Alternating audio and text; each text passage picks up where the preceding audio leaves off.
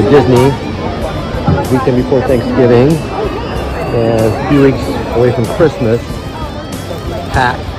People of all ages, cultures, economic backgrounds, and they tried to tell you that Kamala Harris lost the election because of the price of eggs.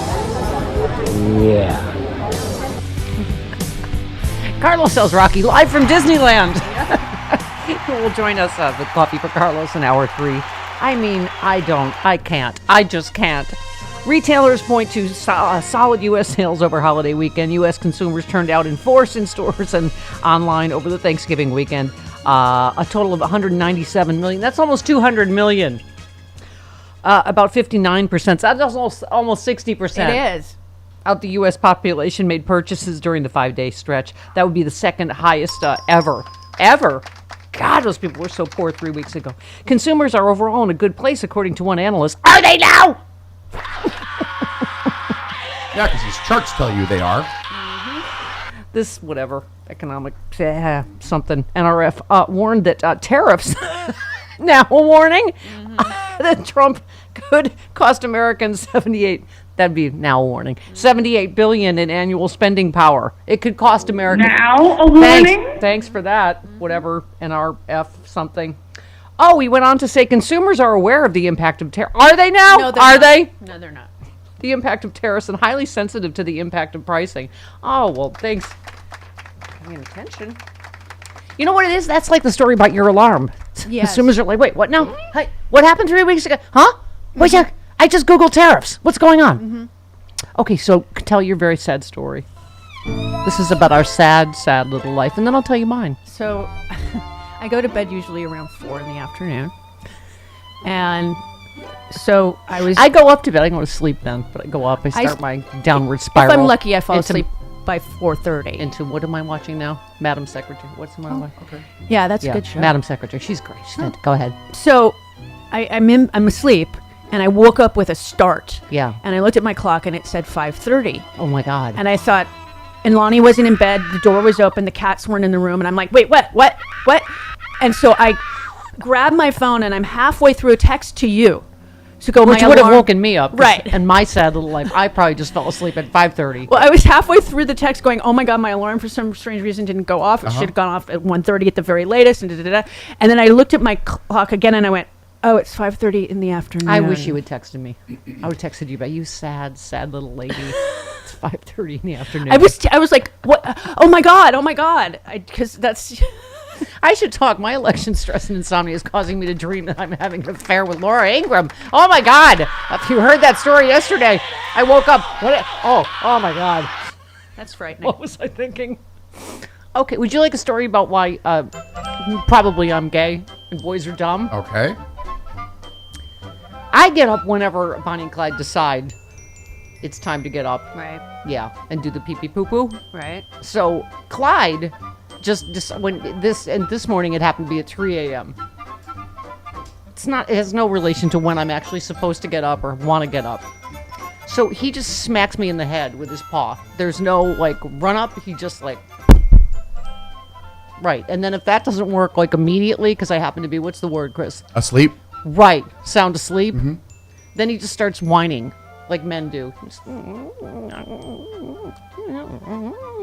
Like right behind my ear, like right. And then if that doesn't work immediately, because I've been dead asleep, then he stands on my back. And if that doesn't work immediately, because I've been asleep, he uses my back like a mini trampoline. He just right. Would you like to know Bonnie's technique? She very gently, very lovingly, it's like a suggestion. She puts a little tongue in my ear, just very sweet, very loving. Just, mommy, do you want it? Do you feel like going out? And then if I don't respond immediately, it gets a little more vigorous, but just more loving. Just a little. Don't you want to? It's so nice outside. Don't you want to? It's get only some fresh air. Fresh air. Degrees. It's only 42 and that degrees is at the my difference house. between boys and girls. Men increasingly violent, aggressive. So are you? Did your Great Pyrenees ever stand on your back to get? No, I would not be here. I had they outweighed me by quite a bit. Yeah, Max, I think, would have killed her. Yeah. Max was maximum weight. He was big. Okay, so what's going on in the show today? It is actually a clown show. It's just like Pete Hegseth is in trouble. Wow. His mommy's what on Juicy does right it now. take? His mommy's on Fox and And Friends his mom right wrote now. him an excuse and everything. I to apologize. I did not mean any of that thing that I said. I was telling you. She did that shortly after. Yeah, I say things as a joke, but if he gets in, he's going to drone his mom's house. I'm just telling you that right now. I don't think he's going to get He's in. not Even gonna get Lindsey the- Graham is against him. He's already floating Ron DeSantis. Yep. And Joni And Ernst. Joni Ernst. Oh God, there's so many awful people in their pipeline. Ron Well, DeSantis. at least Ron DeSantis is qualified for the position. He's against woke policies in the Well, military. Is what his So is main Pete Right. Hegseth. So yeah, So is they Hegseth. all are. I mean, we're not going to get someone who isn't against woke, but at least Yes, at and least Pete Ron Hegseth DeSantis is- has run a gigantic organization before. True. DeSantis is not woke. That's for sure. Right. He doesn't even like women that are Yeah. woke. We're not going to get someone who is woke from Donald Trump. So that's just Yeah. you know, I'm not asking set for that aside. I'm not asking for that. I'm just asking for someone not awful, which there is nobody apparently that is not awful. So, But Ron DeSantis has run a gigantic I organization. don't care, Chris. Anyway, let's move on.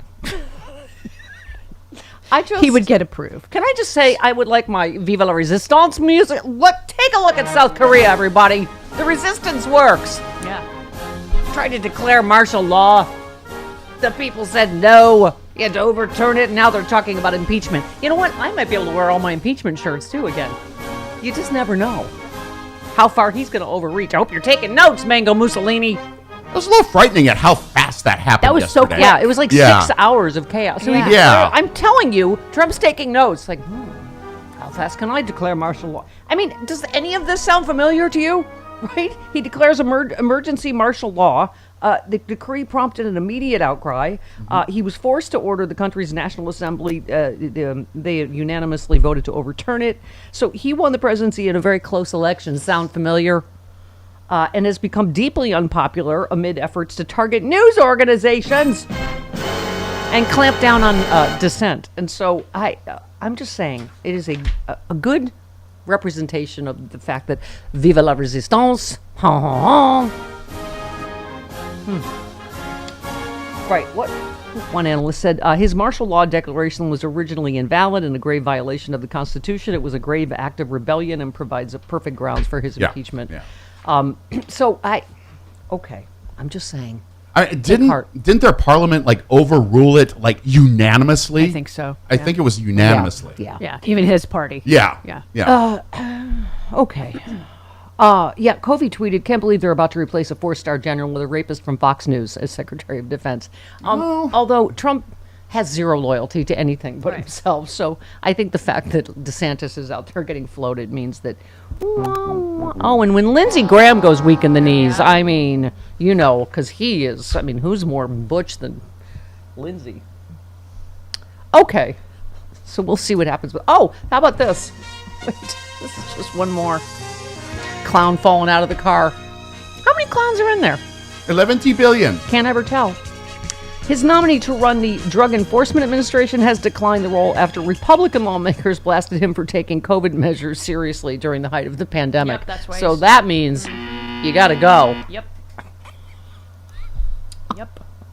Wow! Representative Thomas Massey, Republican of Kentucky, said he should be disqualified because he ordered the arrest of a megachurch pastor who defied the COVID lockdown by holding a church service. What were the biggest super spreaders during the height of COVID? Churches. Church services. Thank you. Oh my God. Charges were later dropped. Whatever. Blah blah blah. Representative Chip Roy, who is both a douchebag Republican from Texas and A putt-putt.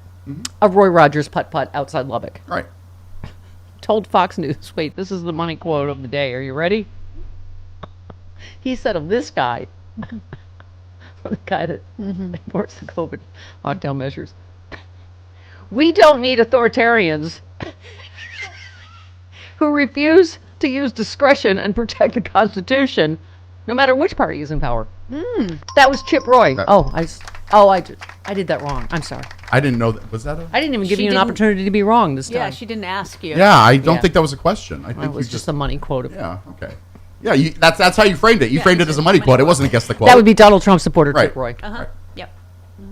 Who says we don't need an authoritarian Right. who ignores the Constitution? He was talking about something. Okay. Yeah. All right. Okay. Did I hammer that into the ground enough? Okay. I think so. All right. I would like to give, is this a second day, third day, you to everybody whining about Joe Biden pardoning So his tired son. of it. Oh my God. I'm tired of it. First of all, you have to even review this stupid quote unquote case. First of all, who goes to jail for missing a tax deadline and then paying the taxes back? Nobody. Who goes to jail for, first of all, there are, 300 million Americans? We have 400 million guns. How many of them do you think are using something, anything, Legally. and lied about it on a form? Exactly. Who goes to jail for that? Nobody. Nope. Unless you've committed a crime with said gun, and then that's Thank different. you. Thank you. Yeah. Do you think any of those people are using substances? Really? Any of the 400 million people that own guns? I mean, that's the other thing in the whole pardon. You just forget to go back to the original crime. Nobody is ever even charged with either of those things, which makes the whole. Okay. I mean, Pete Hegseth has a gun and he's a drunk. Oh my Right. God. I mean, the kind of having to be carried out of places Right? multiple times drunk. That's a horizontal drunk. That's not even one that can leave on their own power. Oh my God. Okay, thank you. By the way, 15. Yeah, thank you. Why is it like black people consistently have the president's back? Thank you, Jim Clyburn. You've undoubtedly heard the criticism, and I wonder, are you okay with the pardon of Hunter Biden? Well, first of all, thank you very much for having me. I am absolutely okay with it. I don't know how many people urged him to do so, but I did. Thank you. You did? Yes, I did. Because I know he was targeted. Stop with the pearl clutching. Oh my We God. all know that but for the fact he was Joe Biden's son, he would never have been taken through these gyrations. And so I told him the last time I talked to him, 2 weeks ago. yes. What was his reaction to that, by the way? He seemed to be a bit reticent about it. See? Yes, because he's a thoroughly decent It took him a while man. Yes. to do that. Ay, ay, ay. Quite honestly, all of my friends are like really okay with it. The only people who are upset I about know. it are the pundits on TV Yeah. who are based in Washington. I'm sorry. Are you talking about shamble bangs? Yes. Chuck Todd's bangs are only Yes. aspirational. Yeah, those are the only people that are upset about it. Chuck Todd says President Biden needs therapy following his son's pardon. Really? What? Is there a parent alive that wouldn't do this? No. And by the way, can I say one other thing about the drug form, the form to get a gun? First of all, as you know, Jody, we all know lots of people that are in recovery or have been in recovery. They're talking about, are you using drugs right now as you're filling out this form? Right. He may not. He might may have have been considered sober then. himself sober. Right. You know, people Right. have stumbles in recovery. Sometimes they're, blah, blah, blah, whatever. That's just another layer of ridiculousness. Yes. Thank you. Gotcha. Joe Manchin. Oh, that one can just Shut STF you. the, oh my God, all day long. He's like comparing. He said, we mentioned this yesterday, that he said, we should pardon Trump too. Yeah. As Bill Madden said, the one guy bought a gun while addled with drug addiction, and the other guy attempted to overthrow American democracy with fake electors scam and a violent insurrection. But leave it to Joe Manchin to make the most idiotic false equivalency in modern history. Jon Stewart, you can join the off parade before we break real quick. What is with... Rich white men. Thank you. What did we say yesterday? Bill Maher might quit his show because he's scared of Trump. I'm like, Quit it anyway. Right. You have the Please. luxury of quitting your job. The rest of us Joe don't. and Mika. Exactly. And what a profile. Right. Stewart called out President Biden for pardoning his son, despite not vowing not to do so. Right. Because he had new information. Trump wanted was going to put all these lunatics in that were going to persecute his son forever.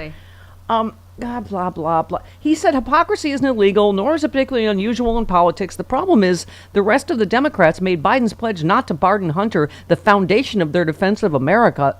No, we didn't. nuh-uh. Nobody was running on Biden not. Oh, my God. I can't. I hate everyone. He said at every turn, Democrats keep getting caught in a purity test for a system they can't seem to pass themselves. Oh, shut up. Just shut up. We're not the ones. Oh, bitch, please take your line. This is the of one bull we need to know down where to it's the corner from. market and sell it there. We're never gonna know. Because this five and dime isn't I should buying watch your the Death Scene or line whatever it today. was called. We will die not knowing where Yeah. that came from. Yeah, uh-huh. Anyway, I'm sorry. I had a big, often die and shut the up cannon this morning. I can't stand Chuck Todd. What did anybody ever see in him? I don't. Oh, his bangs are ridiculous. They look like shredded wheat. 20 And that goatee. He's just trying to hide a weak chin. shamble bangs. Uh-huh. Shamble bangs on both sides. 21. We got a man meet Wednesday, We do. Yeah. 21 minutes after the hour. Good morning, Charlie. Oh, good morning, all. How's everyone? Good day, sunshine. Thank you. Your piece echoes exactly what we've been talking about the last couple of days. Hunter Biden's pardon has all the idiots riled up. Yep. I mean, seriously, Charlie. Well, not just it's bipartisan. Thank you. Too. Yes, that's what we were saying. What's with the pearl clutchers? Are you kidding me? Oh, Trump has God smashed almighty. every norm in the universe, and we're supposed to be like. I was saying Claire McCaskill yesterday. Have these people not heard of Billy Carter? Right. Right. Of Roger Clinton? Right. Right. Of Neil Bush, whose brother and father even were people. presidents of the United States? Thank you, but the even guy who would go on business trips to Thailand and beautiful Thai hookers would show up in his hotel room unannounced and say, Wait, "Would you Thai like hookers? to have a boom boom with me?" now suddenly I'm hungry for some pad woon sen and a Thai hooker. Okay, Good Lord. When aren't you hungry for a Thai a little hooker? patai. I Yeah. don't know, something. Okay, Charlie. The woman who put the pad in pad Thai. That's yeah. right. Yeah, that's what I'm talking about. A little paddling, a little pad thai. Oh, boy. Charlie, no, I was saying earlier about Claire McCaskill. Oh, I understand why he did it, but he said he wasn't going to. Charlie, leaders react to new information. The new information is Trump won the election and is going to put lunatics like Kash Patel and Matt Gaetz in charge. What father in the universe would have? On his podcast, Keith Olbermann suggested that he now pardon all 100 million Americans who Trump is going to go after. Yeah. By the Give way, us all Charlie, the I'm same very disappointed you've not made Kash Patel's enemies list. What's going on? You need to up your Oh, game. I'm not working hard enough, obviously. I didn't make your list of important liberals either, by the way, when you were We reciting were them. talking about people with podcasts and radio shows and liberal. Well, okay, I'll have to go get me one of them. Get you one of those. I think it'd be. I would listen to a podcast hosted by you. I There you go. would. There you go. I just loved your opening. You said, I myself has always thought because you, him, her, them, that's why, to be a perfectly adequate explanation for any action taken. You said the difference, the president-elect is saying because you, that's why, to democracy, while the current president is saying because you, that's why, to the president-elect. And frankly, that makes all the difference. This is a 34-count convicted felon adjudicated rapist, and we're seriously talking about wetting the bed over whether it was a proper norm for gee, American politician reverses opinion on something. right with Bill new Haskell- information. Right, with new information. And you say this has caused, of course, the birth of many bovines across the starboard half of politics. This started with the president-elect, who will be free to pardon all his shock troops from January 6th against the government a month from now, which, by the way, he's already said 11 billion times he's going to do. He's not doing it because of the Hunter Biden pardon. Right. That's another thing. But we don't have we don't have the moral credibility to attack him when he does it. Oh, please. Yeah. You quoted, Andy Biggs, noted insurrectionist, Republican, said that Biden will go down as one of the most corrupt. Oh, well, hiya. It's winter fun drive time. That's here right. at Free Speech TV. Yep. I've been raving lately because I caught up on my Randy Rhoads podcast, but I mean, come on. Thom Hartmann, Amy Goodman, the whole team here at Free Speech TV, you've got to keep us on the air, obviously now more than ever. Yeah. We got a South Korea, this shizzle. You know what I'm saying? We do. Yeah. Viva la See, resistance works. Yep. I'm just saying. Donate in honor of reproductive health and gender equality as we enter 2025. Free speech is ready to amplify the voices of those fighting against oppressive abortion policies. So much to fight for. Yep. Get back in the fight. Freespeech.org/donate right now or call 877-378-8669. Good morning, Charlie. Oh, good morning, all. How's everyone? Good day, sunshine. Thank you. Your piece echoes exactly what we've been talking about the last couple of days. Hunter Biden's pardon has all the idiots riled up. I mean, seriously, Charlie. And Well, not just it's bipartisan. thank you. Too. Yes, that's what we were saying. What's with the pearl clutchers? Are you kidding me? Oh, Trump has God smashed almighty. every norm in the universe, and we're supposed to be like. I was saying Claire McCaskill yesterday. Have these people not heard of Billy Carter, Right. Right. of Roger Clinton, Right. of Neil Bush, whose brother and father even were people. presidents of the United States? Thank you, but The guy even who would go on business trips to Thailand and beautiful Thai hookers would show up in his hotel room unannounced and say, Wait, "Would you Thai like hookers? to have a boom boom with me?" now suddenly I'm hungry for some pad moon sen and a Thai hooker. Okay, Good Lord. When aren't you hungry for a Thai a little hooker? pad thai. I Yeah. don't know, something. Okay, Charlie. The woman who put the pad in pad Thai. That's yeah. right. Yeah, that's what I'm talking about. A little paddling, a little pad thai. Oh boy. Charlie, no, I was saying earlier about Claire McCaskill. Oh, I understand why he did it, but he said he wasn't going to. Charlie, leaders react to new information. The new information is Trump won the election. Stephanie Miller. You got blood on your face, a big disgrace, waving your banner all over the place. We will rock you. Sing it out. We will rock you. Oh, maybe we should switch to this for my theme song. How many theme songs are you going to have in 1 week? I don't know. I'm a Libra. I can't decide. I am with Rude Pundit. He said, I will say this again to any Democrat criticizing Biden's pardon of Hunter. Read the damn room. We all support it. We should be cheering Biden for checkmating the evil GOP holes who made Hunter's life hell. Thank you. The Atlantic headline, by pardoning his son, President Joe Biden has made a blunder that will deprive Democrats of an important argument heading into the chaos of the next Trump administration. Cheryl in Eiffel said, can you imagine thinking it's noble and ethical to hand over your son to people bent on his destruction so that your political party will have, quote, an important argument? What is going on? Thank you, Sherilyn. I hate people. I hate everyone except Karen in Chicago. Hello, Karen. Oh, my God. Really? Are you kidding me? Legacy media is absolutely misreading the room. And as a parent, to answer your question, yes, I would have done the same thing. Okay, what do these people not understand? Joe Biden would not have pardoned Hunter had it been for a Harris administration. Thank you. That I know for sure. But, have they not been listening to Kash Patel and his enemies list? Have they not been listening to Project 2025 and Donald Trump seeking retribution? These people were the same people that are okay with their insurrectionists erecting gallows on the Capitol. Thank you. On the Capitol steps. Thank you, Karen. Card break. You're familiar. Bob Seska next.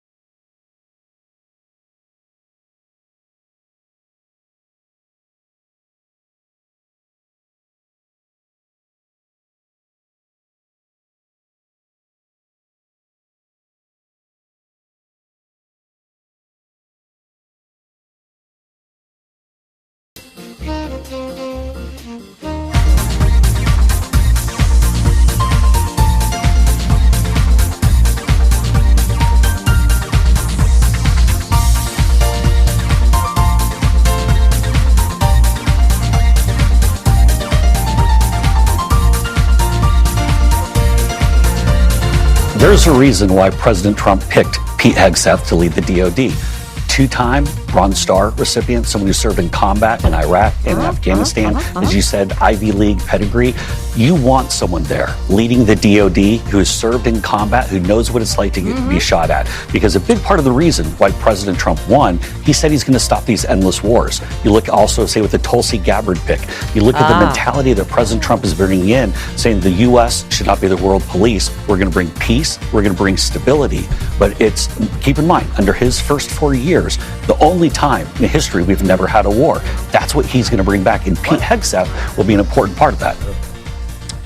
Okay. Sorry. Googling. That was Jason Miller. So you have to, Google a misogynist. He's the one that put the abortion pill in his mistress's smoothie. Okay. By the way, there was another fun fact about. So Hegseth, during the thing where he was drunkenly, which drunken incident? Oh, the rape, allegedly. That he was he had just had the baby that with the Fox producer that he cheated on his second wife with. So the baby had just been born when he raped allegedly the other. So that's your family values Republicans. That was Jason Miller. Yeah. Oh yeah. Abortion pill. Yeah. Mistress's smoothie. Okay. Look who's here. Speaking of dreamy, hunky men, why, Bob Seska joins us now. We interrupt this program to bring you a special broadcast. You're cute and I love you, Bob Seska. Where you coming from? Bob's calling us from Washington. You Seska things. Go ahead. Washington, D.C. Just follow the money. Hiya, Bob. Hi. Did Jason Miller just say it was the first time in history we've never had a war? Right. Are you kidding me? Yes, right. Just this revisionist nonsense. Right. What Except, happened of during course, the previous 4 years. Except, of course, for East insane Asia. Clown. Yeah. We've always never been had a at war Yeah, with. no, there have been many times in American history where we've never had a war, and it didn't depend on Donald Trump being president. Good effing Lord. Here we are. Yes, here we morning. are. Good morning. By the way, I love this meme. So a reminder, it's not liberals saying Hegseth abuses women. It's his mom. It's not liberals comparing Trump to Hitler. It's his vice president. It's not liberals calling Musk a liar and a racist. It's his own child, for the record. Oh, my God. Yeah. And here is Father of the Year, Joe Biden. Everyone can shut up, Bob.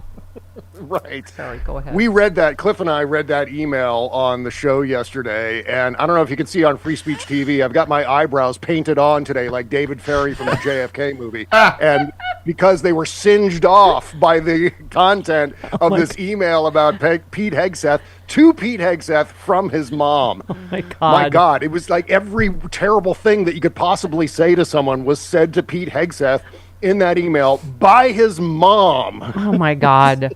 Horrendous, yeah. I mean, my mom. I just hope I never irritate my mom enough to get one of those emails. Yeah, I mean, my mom and I famously, before she Yeah. had Alzheimer's, didn't agree politically. But, oh my God, she was such a loving, supportive mom. I mean, I think you're right. It does singe your eyebrows off to go, oh my God, that's his mother. Really. And it lines up with what everybody else is saying about him. All of them, again, to the point. Conservatives, people that worked with him at Fox News, people that, worked with him at these, organizations, right? The woman that accused him was a Republican woman at a Republican women's conference, right?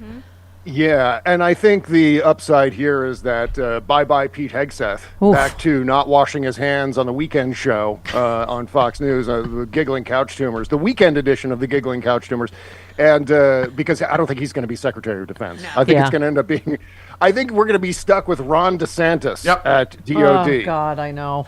I think that's where it's going to land. Yeah. And, how did we get into a world where Ron DeSantis was the better choice? Oh, God, this is the world we're in. Yeah. Where you're like, Pam Bondi, talk about drain the swamp. Everyone from the Florida swamp is coming with him. Oh, my God. Okay, so, where do we start with this? You retweeted Grant Stern, who said Jimmy Carden pardoned his brother Billy. What did he bootleg Billy beer? I don't remember. But you know what, Grant Stern, I got to make a correction on that. Grant Stern was wrong. That's inaccurate information. I don't think George H.W. Bush never pardoned Neil Bush. Okay. That is incorrect, and we regret the error. I Right. didn't mean to retweet incorrect information, but it is incorrect. I looked it up, and it's not. Yeah. it's not accurate. I think Well, I your think our point- friend Charlie's gone through something like that over at Esquire too, because he based an entire piece around it. Oh boy. But yeah, this is one of those things that ends up happening online. But to your point, first of all, Trump has Yeah, well, issued that's how many exactly- pardons to how many horrible people and murderers and all manner of traitors and criminals and anyway. You just said Yeah, no exactly. fair Hello. remembering stuff was your point. It's not Right. You just said yeah, presidents issue pardons all the time. This is something, and they're always controversial. Every time there's presidential pardons issued, there's always a thing about, well, this person shouldn't have been pardoned, that person. Usually, it's not people who were somehow. There was a mistrial, or there was, bad information introduced as evidence, and some sort of snafu that allowed an innocent person to get imprisoned.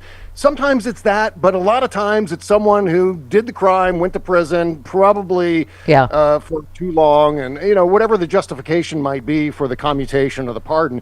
Again, this is something that occurs invariably at the end of a presidency.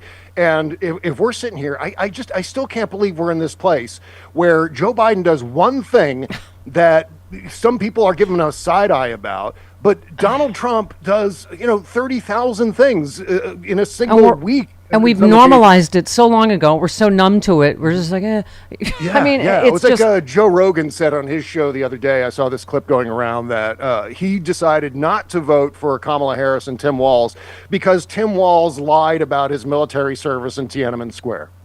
Well, you endorsed the guy who lied 30,000 times during his first 4 years in presidency. The Washington Post documented every single one of Tim those Walz lies. didn't lie. God, somebody misremembers a date of exactly what area of somewhere they were in 1980. I can't even. Right. That's just it. And to sort of categorize those things even as a lie is misleading. What Tim Walz And by the was way, saying. By the way, which he disavowed and said, I screwed up. I was a knucklehead. Donald Trump has never said anything like that about any single one. Five-time draft dodge. Oh, I can't. Okay. This is the thing. This is the thing, Stephanie, that drives me up a wall. That whether it's the mainstream press or just concerned trolling people on social media and so forth, elevating a couple of things to the same level of outrage as tens of thousands of things. This is how we got here. This is how the election. Exactly Michael Tomasky was on yesterday, and Bob, such a brilliant piece that he wrote, because it's not just right. First of all, almost everything is right wing media now, but he was saying that it's because they set the agenda and lead by the nose the rest of the quote unquote media. So there's no such thing. This is why we scream about the mainstream media, because even New York Times and Washington Post follows whatever the concern trolling is in the magosphere. A lot of this these lies that they won on, they didn't even start them. They, as Michael was saying, they started in from the right wing, and then Trump and Vance picked it up, and then round and around we go. But anyway, when you brought up Joe Rogan, just because Chris and I and you, all alpha liberals, we always talk about how we need to fight differently and better. And I was reading the story about the whole Kamala Harris doing Joe Rogan, blah blah blah, and they might have gotten dirty tricked by the Trump campaign, because they were saying when she was going to do it, and she was going to go there because she was going to be in Houston. Right? You read that, right, Jody? Yeah. That they said that, I think that's the Rogan camp used that to get the Trump interview. Yeah. And so they that was like on purpose, that they made sure. Yeah. So that's how they got the 3-hour interview with Trump, is by saying Kamala's going to do it. And so then it was almost impossible with the rest of her schedule, which is only, a couple weeks by then, and she's the sitting vice president. But anyway. I mean, I used to know Joe Rogan. In fact, when I ran my animation studio starting back in 1999, he was my first animation client. I did a little cartoon of a monkey for him for his website. And so we had kind of a telephone friendship, so to speak, email and so forth, for a few years around the turn of the century, the 2000 turn of the century, not the other one. But sometime since then, his cheese completely fell off his cracker. At some point, I want to say... There's more money in it. There's more money in your cheese being off your cracker, I got to tell you. That is, we've talked I about say this that about so all the many people times. I used to be on, when I hosted Equal Time on CNBC. All those people, Ann Coulter, we had all these fill in the blonde Republican woman pundit here. Laura Ingraham was one of them. They realize, I got to say crazier, more extreme right wing things to make more money and sell books, and there you go. Yeah, I don't. And it's provable. All that stuff is provably inaccurate. Ann Coulter used to invite me to go to dinner with a bunch of people of all political stripes when she would come to L.A. Yeah. So no, you're exactly right. Oh yeah, I've been referring to this phenomenon as the American nervous breakdown. I feel like there are thousands and thousands of people in the press alone who've just completely lost track of right from wrong, good versus evil. We have no sense of these things anymore. Yeah. A lot of broken BS detectors out there where they can't detect the fact that Donald Trump is a known con man. I mean, we've countless stories. In fact, Jody and I are going to be talking about another one on tomorrow's show. About just everyone astonished. Oh my God! You mean he's terrible for unions? Shocking! He's going to be bad for Black Americans. This is what I keep saying. My God! Just critical thinking. It's not about education or not. It's just really these are all the things he told you he was going to do or that he already did. I mean, but in terms of fighting. By the way, just differently. I loved you said Donald Trump doesn't need an excuse to be a D. Pardon or no pardon, he'll still do his worst. Right. And you said, I guess everything Democrats do from now on will be subject to concerned trolling warnings about Donald pushing back or reacting like an a-hole. Walking on eggshells because we're afraid of how he'll react is one way authoritarian controls our behavior. Thank you. Yeah. And I'm just talking about, don't model cowardice, Joe and Mika and Bill Maher. Like, you have a lot more money and a lot more protection than most of us, Model courage. Right. Look what just happened in South Korea. And I get the instinct to self-preserve. Like, okay, you know what? Yeah. I don't want to be audited. I don't want to be, up to my eyeballs in legal fees because they're coming after me for this or that. Fact of the matter is that this entire, whatever it is, garment rending about the Joe Biden pardon of Hunter Biden is based on self-preservation. It's like, no, don't make sure you don't upset the monster. Don't go over there and poke the monster because then he's going to do something monstrous. Yeah. But he's going to do all that stuff anyway. He's a monster. It's in his name. Right. You retweeted Ron Filipowski said, now Trump can pardon hundreds of thugs who beat cops in an attempt to storm the Capitol to stop the electoral count, and Dems can't criticize that because of Hunter is the world's stupidest take. Thank you. John Cooper once again, said, he's done all the worst things. Yeah, and John Cooper, you retweeted, too many Democrats come prepared to play a polite game of badminton while Republicans are more than happy to play mixed martial arts. That's got to change. I mean, yeah. And obviously what has to go hand in hand with that change is the rest of us need to stop second guessing everything that's happening. Where we've got an issue on the Democratic side, on the side of normals, the pro-democracy side, I think is a better way to define it. And that is that we've got something like 76 million, 82 million chefs in the kitchen all happening at the same time. And every time someone makes a decision and does something like Joe Biden pardoning his only living son. Yeah. And suddenly we're all going, well, no, he should have done it this way. He should have waited this, and he shouldn't. No, and they count on the pearl clutchers and bedwetters on our side, Bob, to help them. Yeah. And meantime, the Republicans, everyone falls in line behind Donald Trump. With a couple of rare exceptions, but most of the time that's going to be the case. And most of Donald Trump's cabinet picks, most of his nominees are going to get confirmed through the Senate. Some of them will get rejected, thankfully, but most of the time it's Republicans walking in lockstep behind their leadership. And there's something to be gained from that. There's a lesson to be learned on our side of things. And it doesn't mean unquestioningly following our leadership, but at the same time, when certain decisions are made, it may be a good idea to just say, okay, well, this person is one of the only people standing between us and authoritarianism, so let them do their thing. They may know better than me. There's a level of expertise at play sometimes, and we've got to sometimes defer to that. Yep. I think. The linchpin of American democracy. The Bob Cesca Show. That's right. I cannot wait to go listen to yesterday's you and Cliff Schechter and what that melted your eyebrows. And I can't. If you could give us a preview of you and Jody, that would be fantastic. Oh, you did already. Okay. Yes. Yeah. I never miss a show. Tomorrow too. All right. Yeah, I love Cliff. It's so great to have Cliff on the show. If only you could bring him out of his shell. He's so he's so shy. I have a hard time getting him to say anything. Yeah. It's just like, Cliff, are you even there? Hello. Oh, it's like Penn and Teller now. I'm told you and Cliff. He barely says a word. All right. Love you, Bob Seska. It's essential. SexyLiberal.com. Mwah. Love you. Bye-bye. 48 minutes after the hour. This portion. Hello, Michael. Hey. Can I I tell haven't heard you? that in a while. Can I tell you how many listeners sent me this piece? And this was like, when Harry Met Sally, my entire way through this, I was like, oh, yes, yes. Oh, God, right there. Yes, Michael, yes. Yeah. A lot of people read it. That was good. And, thanks for helping to spread the word. I'm going to send it to everybody I know. Well, your newer pieces, we're entering a world where the rule of law is turned inside out. That's not important now. Let's go back to this piece. We knew that. Well, Michael, in some ways, you and I have been talking about this for years. I've been talking about it. You've been talking about it. But I just feel like nobody nailed it exactly the way you did. The piece is, why does no one understand the real reason Trump won? I would read the entire piece to you on Steffi's book club here, readers, but we link to it. So I urge you. At StephanieMiller.com. There you go. Let me just set it up a little bit. You said, you're just talking about all of the post-election analysis, what happened.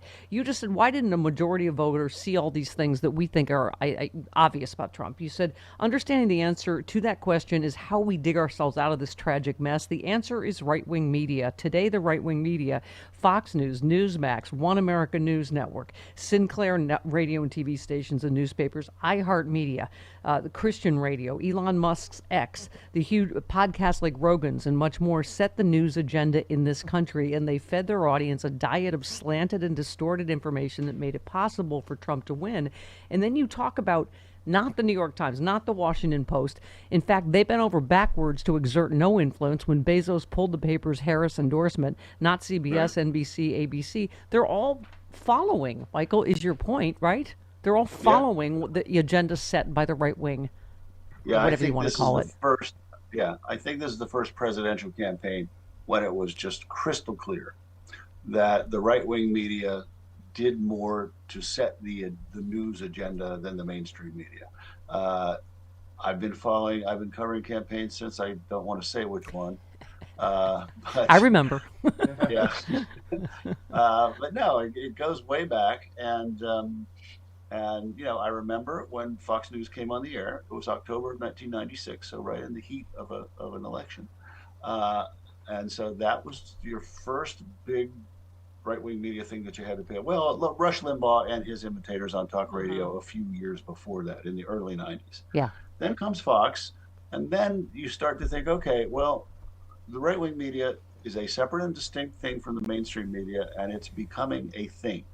But the mainstream media was still much bigger, and even into the 21st century, into the Bush years, and then into the Obama years, the mainstream media was still the agenda-setting media. But that started to change over the course of the Obama years, definitely changed during Trump's first term. And so now, I think it's clear that we hear people who listen to this show, people like us, you hear right-wing media and you think Fox and maybe a couple other things. But all those things I listed are really important, and they get people at the local level and at all kinds of different platforms, from podcasts and YouTube to cable TV. Let's talk about the solution, because I've been screaming this forever, and it might seem self-serving, but as I always say, Mike, I'm not talking about just me. I'm talking about this whole ecosphere that you're talking about. You said rich liberals are the only people in the world who have the power to do something about this state of affairs, take some action. We've been screaming this since forever. You said billionaires on the right have invested far more heavily in media in the last 2 decades than their counterparts on the left. And you said this is the year it became obvious right-wing media has more power than the mainstream media. It's not just that it's bigger, it's that it speaks with one voice, and that voice says Democrats and liberals are treasonous elites who hate you, and Republicans and conservatives love God and country, and you are your last line of defense against your son coming home from school, your daughter. And that's why Donald Trump won. Indeed, the right-wing media is why he exists in our political lives in the first place. And then you did a great thought experiment, Michael, where you said, imagine he comes down the escalator with no right-wing media. I mean, more than one person has said Nixon wouldn't have had to resign if there'd been Fox News in this right-wing ecosphere, right? No. If you think back to the early days of Trump, 2015, 2016, it was entirely Fox and certain websites and certain podcasts.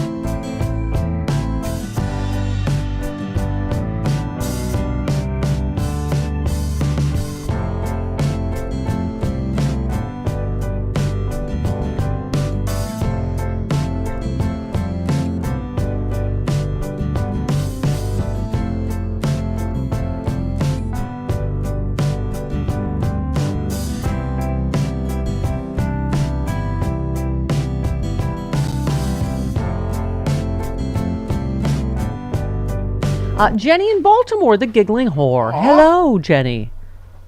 Hello, my darling. Hi, Listen, I've been thinking about, it's a gloomy December day here in Baltimore, but I just wanted to say that, there is a bright side to Pete Hegseth. And I just wanted to share that with you because it occurred to me this morning while I was listening to Allison Gill talk about all the people on Fox who have, reported that they smelled alcohol on his breath, and then they, he complained about being hungover. And here's the thing, though: he never missed a show. Yeah. And so I think you guys really just need to celebrate the fact that this is an extremely high functioning alcoholic. Yeah. If you want an alcoholic at the top of the with the nuclear codes, you definitely want one that is a high functioning alcoholic that is still able to push the nuclear button. That helps. By the way, Chris and I can say we've worked with people that have showed up drunk. So, yeah. Apparently, at least he sobered up in time to do the show. Several people who have showed up drunk. Yes. Oh, that's right. That was the drunken Canadian intern. Well, there was our very first screener. Oh yeah. Okay. Well, that was the evening show. Okay. Well, there you go. Here is Pete Hegseth and his angry inch, as we call his penis. You wouldn't want a top-tier presidential candidate getting all of their military advice from watching Meet the Press. There's a lot more nuance. There's a lot more detail. Foreign policy and national security is not about TV shows. They're going to have to walk back a little bit from this idea that he gets it from the political shows. It's typical Trump. All bluster, very little substance. He talks a tough game, but then when pressed on it, he's an armchair tough guy. I hate to say it, but this is a guy who said that John McCain is not a war hero, yet he sought his own 5 military deferments. That would be Pete Hegseth. Hegseth. In 2016-ish. Yep. Trash talking Donald. Hey, you know what I was thinking? I want to hear from the dumbest senator. How about Senator Football McDumb? The thing about Pete is he's well-spoken. Right. It's all out there. People can look at it, but a lot of this stuff was years ago. Now, again, you got to be responsible for your actions. But Pete has done everything he possibly can do to get it out there, to talk to people. Again, when we get to the hearings, probably somewhere around January 9th or 10th, Larry, it's going to be about the military. It's not going to be about his past references. Now, the Democrats are going to do everything they can to destroy probably one of the better people that we've ever had in the as a possible appointee as Secretary of Defense. But that's all they have. And they're going to try to destroy him. It's not going to work. He's going to work. The dumbest senator. And that's saying a lot. Okay, Malcolm Nance coming up.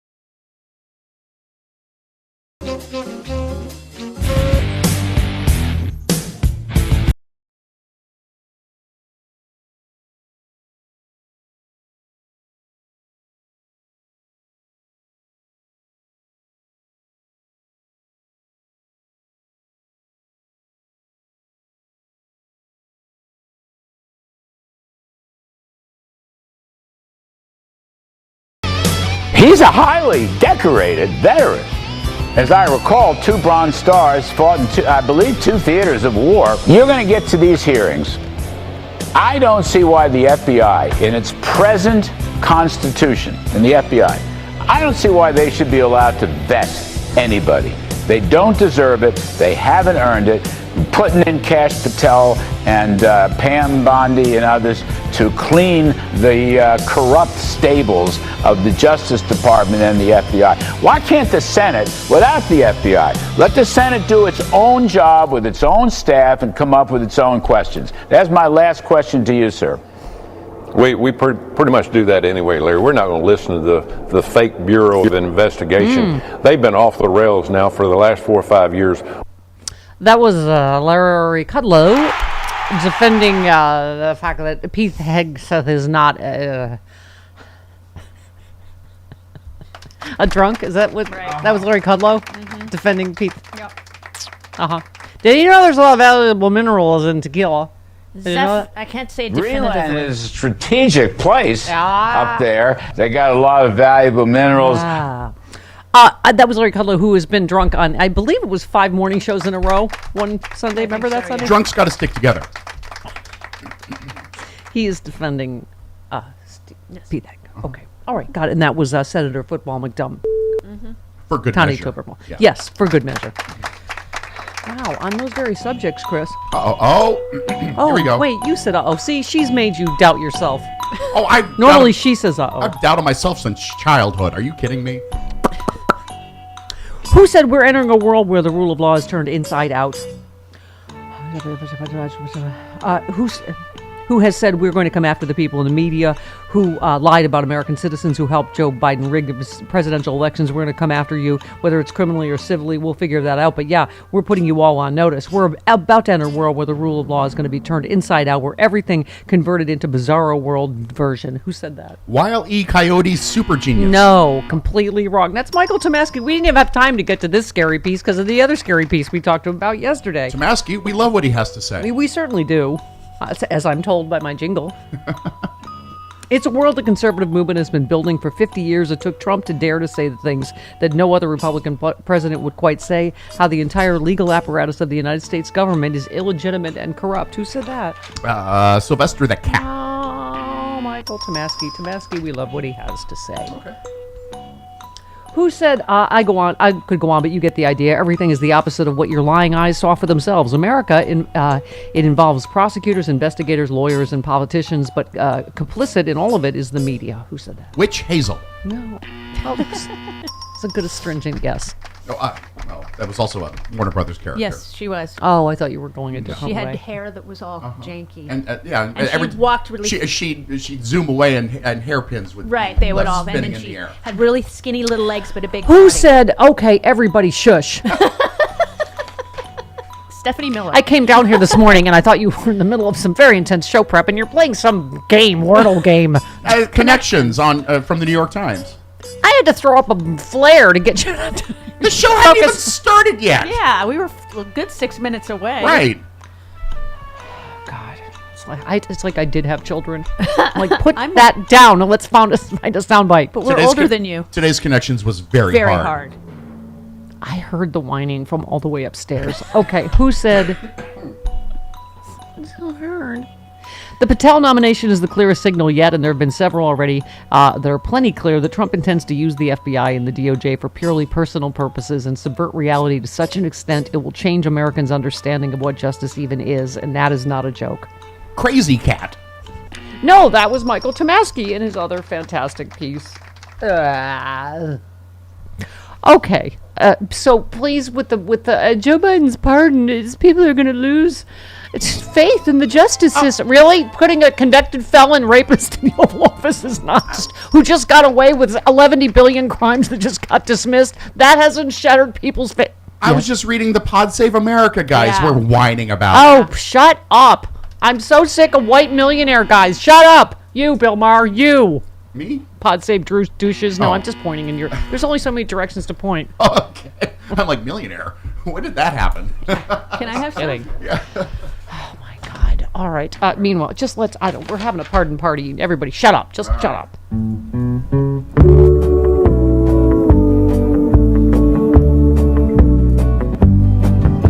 I went to a pardon party to get off with my crook friends. A chance to make Trump's legacy and make it stink again. When I got to the pardon party, they all knew my name. And Trump, he recognized me because we're both insane. Because he's alt-right now. He didn't learn his lesson well. You see, he can't spring everyone, so he wants to spring himself. Oh, wow. That's twangy, Rocky Mountain Mike. Thank you. Yeah, based on Garden Party. Yeah, we like twang. Oh, speaking of pardons, did you see Marjorie Taylor Greene raised eyebrows when she posted on Twitter that following Joe Biden's pardon of his son, she would like a blanket pardon from President Trump. Huh? What? If Democrats are going to play the pardon game, she wrote, then we should do the same thing. Trump can just blanket pardon all of us, too. You recall the January 6th committee said that Cassidy Hutchinson revealed she asked for a pardon. Yeah. What do you need a pardon for? You know who's asking that same question from the bag, deep down in the bag of rats? Laura Loomer. What? Laura Loomer, right-wing lunatic, said of Marjorie Taylor Greene, right-wing lunatic, just in, Marjorie Taylor Greene admits she's done something that would make her need a pardon. Ooh, fight. Yes, what is it? Pipe bomber. Excuse me. Have you ever had, your coffee not quite, pipe bomber, go down entirely? Wrong. Go down the wrong pipe? Bless me. But yeah, something went down the wrong pipe bomber. Yeah, I don't know what she would need a pardon. Do you, Jody? Pipe bomber. Okay. Allegedly. Right. Well, I just got something caught in my throat. Do I have to say allegedly? Oh. Pipe for clearing a pipe? Bomber. What? Okay. All right. I wanted to address this because a lot of our, beloveds and people that smart regulars on our show, yada yada, have had questions. Let's just say about the election. So we were saying Dean Obeidallah has been talking about it. John Pavlovitz, who was fantastic at our Durham Sexy Liberal show, who I love, who's a pastor. He's an actual pastor. Yes. And so he said, he tweeted yesterday, I'm not a conspiracy theorist by any stretch, but I do not believe this election result would hold up to a forensic audit or a single swing state recount, and the fact that no efforts were made by Dems to do the smallest due diligence will always be extremely disappointing. So our friend Brett from Midas Touch said, can we please stop with this? Audits are conducted after the election in 49 states already. The Harris campaign does not believe an extra recount is necessary, nor do top election lawyers, nor do Democratic secretaries of state. She lost. It sucks, but it's the truth. Right. And so that led to a whole, the part of, like I was saying, more than one smart person that I know said to me privately, I'm not a conspiracy theorist, but WTF this, Right. And I understand it. First of all, we know Russia interfered, and so you think they just stopped in 2024? We know the stuff that was out in the open between the bomb threats and the disinformation and all that. So no, I wouldn't put anything past Putin, Netanyahu, Trump. Trump has cheated all his life, literally everything. So I understand it. But to Brett's point, if Mark Elias were saying something, I would write. Yeah, that'd be different. Or Eric Holder or Kamala Harris, right. But that's where I just, I'm kind of, trust me, I'm as depressed about this election result as everybody. But anyway, I don't like any more infighting. I love everybody. I love all the Midas Touch guys. I love John Pavlovitz. I love Dean Obeidallah. I understand people having questions and whatever. But you love the Pod Save guys? Not right today. Not at this moment. All right. You'll come around, though, I'm Yes, sure. Yes. Yeah. But there's always people I can hate more on the other side. Like, Jody, have you noticed, it's so subtle. So I'll just ask you as a proud owner of a vagina, have you noticed a slight whiff of misogyny on the right? Skosh. Also, Oh, God, could I they hate him. be bigger weirdos? Yes. They're just, Tim Walz was right. They're just weirdos. Like Nick Fuentes, first of all, I smell a lot of gay, but Yeah. but he says he's an incel, so that nobody wants to see his bits, and he hasn't seen anybody's. Is what he says. He lives in his mom's basement, and he doesn't have any bits for as far as we know. But he says he's an incel, right? Yeah. He's He's involuntary. involuntary. I don't Maybe think he's embarrassed about I his don't think bits, it's so he- voluntary. I don't think anybody will him. I think that's Right. Yeah. He's embarrassed about his bits, so he won't let any girl see them. Okay. I just He's awful. You know, your wife is not your big sister. She's your f***ing wife. She is your dominion. Okay? You own her. And she is subject to you. She is your subject. She is your helper. You can call her, okay, if you're having sex with her, you can call her whatever you want, okay? On your anniversary, you could call her your queen, whatever the f***, but she's your wife. And she is your dependent, just like your children. No. It is such a mystery why no woman will him. I don't. Jody, you and I we'll crack this code. It's like the Da Vinci Code. Okay.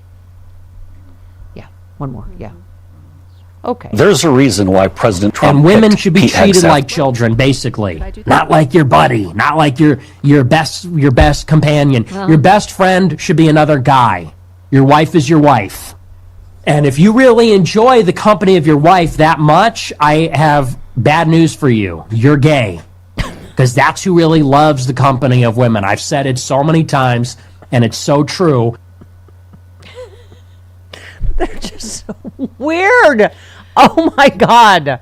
Says a guy that's celibate that lives in his mom's basement. I can't. Oh my God. How about the Christians walking out of Wicked in a huff because apparently there's witches in it? It's like, but Did yes. you know? Do you? It's the concept of the film. Oh God! And Tucker Carlson, the whole like Trump's daddy and America's little girl's gonna get a vigorous spanking. It's like, but you're so weird.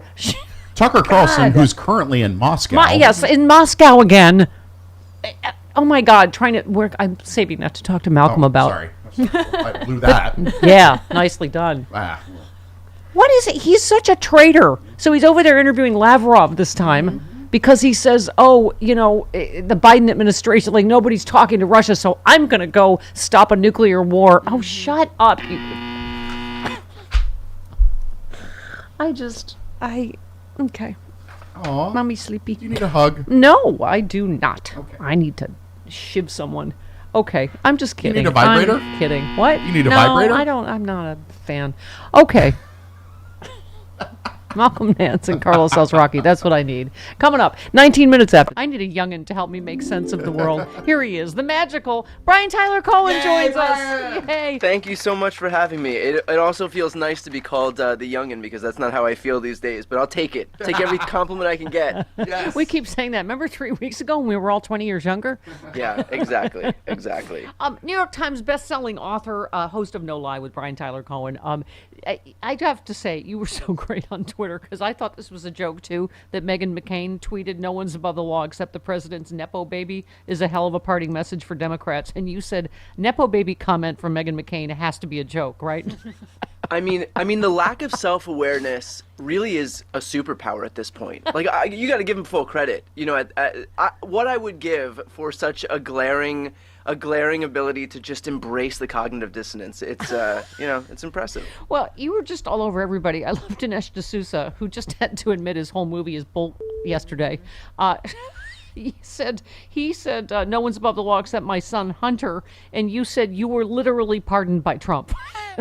I mean, where do you even start? Right. It's impressive. Like, you know, I titled my book "Shameless," and this is why. Right. I mean, like, Dinesh D'Souza, Meghan McCain's posts yesterday are just peak shameless, and Yeah. Well, and also he said the real threat to our democracy is the unelected federal bureaucracy, and you said Vivek is literally an unelected federal bureaucrat. Right. Yeah, I mean, we can keep going all day. Right. It's, Right. It's just unlimited content. Sadly.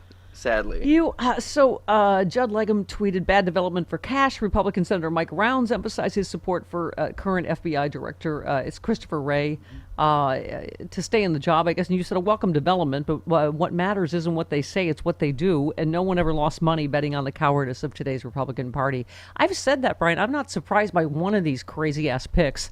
Well, but what people keep going, oh, well, yeah, but they might not, and, they get through, and there might be guardrails and some, I'm like, oh, I wouldn't bet on, against the cowardice of the GOP either.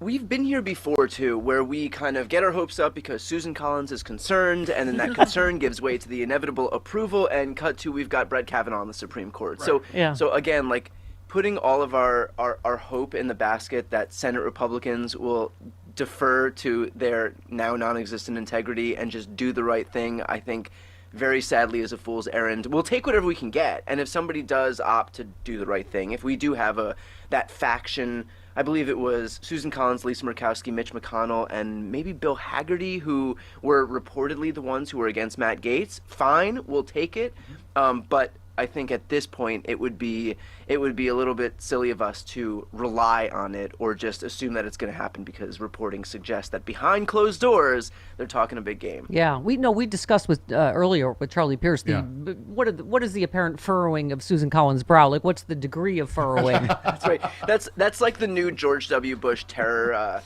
watch list levels. Yeah. Like, how furrowed is Susan Collins' brow these days? Oh. Are we at orange? We have like the old Homeland Security terror alert threat. Exactly. Right. We never knew what that meant anyway. What does yellow mean? Bring a sweater? I don't know what. What do we do with the duct tape? I don't even know what to do with it. Oh, we have a Mitt Romney outrage meter that we had just for this occasion. Do we have any? Have we? All right. Well, hang on. We'll find it. Yeah. Attention. This is an alert from the Mitt Romney outrage system. The Mitt Romney outrage level has been elevated from troubling to appalling. When the Mitt Romney outrage level is at appalling, take special care in public places when doing normal everyday tasks, such as operating your car elevator or grooming your dressage horse. However, it is important that in a Mitt Romney appalling state of outrage, you continue to go about your business of supporting every Donald Trump policy. Otherwise, the terrorists win. All right, that's close enough. Yeah. I mean, but the democracy's hanging in the balance of that. I actually didn't realize that that just appalling would already have an impact on the dressage horse, but it's good to know. Yeah. It's generally reserved for when your amuse-bouche is the wrong temperature. That's right. At the country club.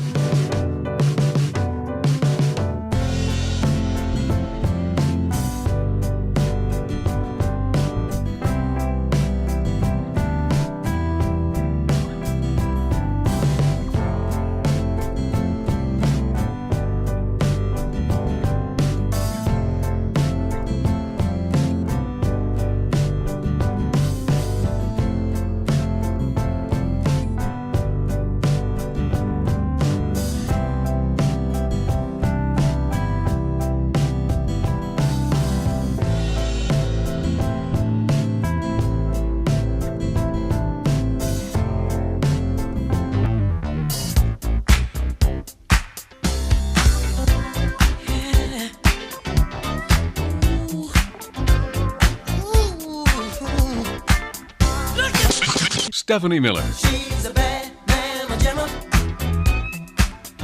just as fine as she can be. Hey, she's a bad mama jamma, oh, just as fine as she can be. Why, thank you. I am indeed a bad mamma jamma. Thank you. 25 minutes after the hour, Malcolm Nance called ourselves Rocky, all coming up on the big shoe. Oh, this is Donald's new press secretary. I believe just yesterday she deleted her tweets praising Mike Pence for doing his duty on January 6th and also one of the Capitol policemen. She deleted those quickly. They were wished out into the cornfield. Okay, here she is. And what President Trump has that no other candidate who has ever run for office in modern history has is authenticity. And he tells the truth. And you might not like the truth all the time, but he tells it. And when he says he's going to do something, he delivers on that promise. When he says he's going to go after his rivals, he'll deliver Was on she that. was she telling the truth when she praised Mike Pence? Is that what you call? I was going to say, is that what you mean authentic? Like you praised Mike Pence and also the Capitol Police, And then try to delete it? And you can't delete anything on the internet. No, it lives forever. You know what that seems like, Chris? Is inauthentic to me. That seems like someone being incredibly inauthentic. Are you accusing? But who better to speak about someone's authenticity? Are you accusing someone in the Trump administration of being inauthentic? Yes. Oh, how about, speaking of which, Mitch McConnell. Oh, boy. Hey, did... He's talking about... Okay. Judicial. Yeah. Tomorrow from President Obama, elections have consequences. Oh, shut your turtle hole. But these consequences are for the political branches of government. For sitting judges to change their announced retirement plans because of the presidential election results. Or the Senate executive calendar puts them in 3 zip codes away from their proper. Okay, I can't. He makes me want to fall asleep on a piece of lettuce. I can't. He literally said, "Don't play politics with judicial." Now, did he say don't? Yes, he said that. Play. He said that. Okay, let's just skip to Senator Durbin. I listened carefully to my colleague from Kentucky explain his concerns about the filling of 4 circuit court vacancies and the possibility, and I don't know for any certainty, but the possibility that 2 of those 4 judges have decided not to retire, but to stay on the bench. And he raises a question about whether that's fair. Well, I'd like to call the Senate's attention to the fact that there was a moment in time when we were shocked to learn that Supreme Court Justice Anton Scalia had died while on a hunting trip. I believe it was in the month of January or February. Yeah, that's on my recollection. It was the last year that President Obama's presidency, the second term. Yeah. And so President Obama said he was going to set out to fill the vacancy created by the death of Anton Scalia. And he was proposing his nominee, Merrick Garland, the judge then at the time, who's now our Attorney General. And the decision was made almost instantly by the senator from Kentucky, the same senator who just talked about delaying and filling vacancies. The decision was made by him not to fill the Supreme Court vacancy. Yeah. This was in February of the last year of Obama's presidency. Yeah, I remember that now. And in fact, it wasn't filled until the new president, and in this case Donald Trump, came in his first term. I just realized the other layer of that tragedy. No Merrick Garland is Attorney General. He would have been on the Supreme Court. Okay, one last one. It was the last year that President Obama's senator come to the floor from Kentucky and talk about whether there's any gamesmanship going on, I don't know. But I will tell you that we saw it at the highest possible level in filling the vacancy on the Supreme Court when Anton Scalia passed away. I think what the American people are looking for is fair play. That's not unreasonable. And they're looking for qualified thank you, Dick. I'll take it from here. Also, Amy Coney Island. Yeah. By the way, when people go, oh, it was only a month before the election. No, early voting had started. Yeah, it was in the middle voting. of an election that he shoved Amy Coney Island in. Yep. Sorry. Dick Durbin was just too slow talking for me just then. I'm sorry. All right. 29 minutes after the hour, we had our Cub reporter, Carlos Alzraki, live from Disneyland on how very horrible. It was practically empty. People can't afford eggs. They can't afford Disneyland. Oh, no, that's not it. It was the opposite of it. All right. Coming up next hour, Malcolm Nance next.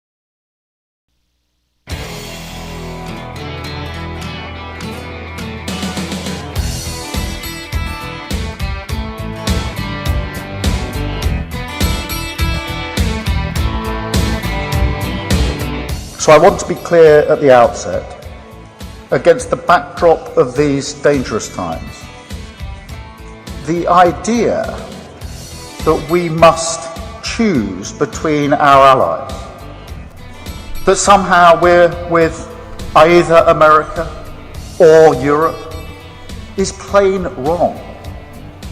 I reject it utterly. Attlee did not choose between allies. Churchill did not choose. The national interest demands that we work with both.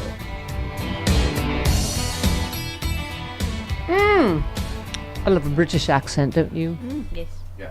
See Carol Burnett's sketch Yeah. about people's British accents can get away with anything. Yes, the Anthony Newley sketch. All right. Hey, look who's here. Hey. Yeah.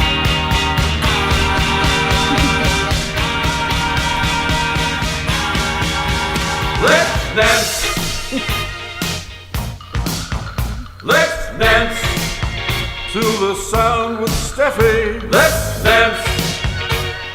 Put on your big boy pants. Hi, good morning, Malcolm Nance. Good morning. Look at you in your man cave drinking from your spy cup. All right. Yeah, I have to have a calming cup of lemon chamomile crack cocaine in order to get through what I'm sure you were going to use to excite me, whatever that is. Well, first of all, can I just say I knew you would be on our team on this ridiculous pearl clutching over the president pardoning his son. You retweeted Empty Wheel, who said some reasons we're having this ridiculous conversation about the Hunter Biden pardon instead of Kash Patel's unfitness to lead the FBI, which is, far more corrupt. Our legacy press simply failed to cover corruption of Trump's pardons, full stop. Pick sniffing is cheap, easy journalism, quote unquote. I mean, oh my God, Malcolm. Where do we even start with it? You also retweeted Jody. Why should President Biden explain himself? He pardoned his son, who's been villainized by Trump and his cults for 10 years. Off with your hypocrisy. And for the Democrats who are making their opinion known, you can off too. Biden is protecting his son. Is there a parent out here that wouldn't do this? Given who he is appointing? No, and here's what I'm going to say about the Hunter Biden situation now that you've espoused all of this. I don't care, okay? Yes. These people are a continuing criminal organization. And for them to sit there and go, oh, he pardoned Hunter Biden. They're literally half, if not more, of the people who are buying guns in the United States failed that question about whether they've used marijuana or are continuing to use marijuana or drugs or abuse alcohol. They all lie on that BATF. Thank you. Every one of them. 400 million guns in the USA, Malcolm. No one has ever been convicted of this unless you were Pablo Escobar and you used the guns in some other circumstance and they wanted to nail you down on that. If this is all about prosecuting Hunter Biden. And since when has the right-wing extremists out there ever had a problem with people buying guns? Thank you. That he lied on a form. Okay, let's talk about lying on a form. Let's go over to Kash Patel for a minute. This man is incompetent. He is an utter moron. He used his position under General Michael Flynn, then when he was over at the House and the Senate, to reveal classified information all throughout the Trump-Russia scandal that should never have been done. He had to take the fifth. Classified documents thing. He took the fifth. He is likely the person that got those documents. Right. Yeah. He's couldn't pass an FBI background check, and he's going to lead the FBI. It's just okay. That's designed to get you all excited, to distract you. These are sparkly little things. Trump knows that if he puts Kash Patel there, he had to be appointed to his positions. He could never qualify for any of them. There's no merit in him. He is a henchman, plain and simple as that. And let me tell you something, okay? If all of these horrible things about him are disqualifying, then that photo of him as a leather daddy wearing those Italian boots with a sock stuffed down his pants. If you were to show that to the evangelical community, that would either get them excited or it would get his nomination. Right. Let's so little time, so many traitors. Let's talk about Tucker Carlson being back in Moscow interviewing Lavrov now. Saying he's preventing, he says, an impending nuclear conflict between the United States and Russia. He opened by accusing the Biden administration of escalating tensions with Russia and asserted the U.S. is engaged in a hot war with Russia, unbeknownst to most Americans. And he says we're in a hot war with Russia. Yeah, the U.S. is. Yeah, but he's going to stop all that. Yeah. Your thoughts? Okay. First, you're having a sip of chamomile. And crack. Because I need a cup as big as yours, that giant jug you have there. But that is me swallowing tolerance. Yeah. Let me explain something with Tucker Carlson. One, I think it's cute that now that the Russians are mandatory that he must come in for his fitness evaluation to Russia every quarter. Right. It's his performance before, review. He was just getting away with, telephone call or a Zoom call. Now the Russians want him in before they pay him. Yeah. That man, Tucker Carlson, I would have more respect for him if he was wearing that bow tie again. Because right now, him wearing the noose of whatever it is that Russia has over him, that's made him love Moscow, an ex-KGB officer and his dirty henchmen. It's like one of these crazy upside-down Earth 35 worlds where, Lex Luthor is now president and everyone has to suck up to him to get along. Yeah. And, whether it's Kim Jong-un, who's it next? Is it the Iranians? These people have all figured out there's money out there to be a rhetorical traitor to the people of the United States. But somewhere along the lines, they're going to have to determine whether, I wouldn't be surprised if Tucker Carlson, should he imperil Russia's message himself, has some physical risk in that country. But never mind. I'm sure he'll be on television with Edward Snowden and Steven Seagal. Yeah. So let's talk about Zelensky.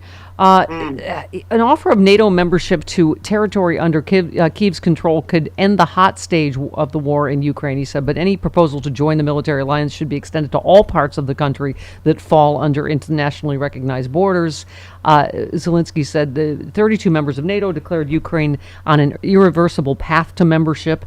Zelensky said you can't give an invitation to just one part of a country. He said, so legally by law, we have no right to recognize the occupied territory of Russia.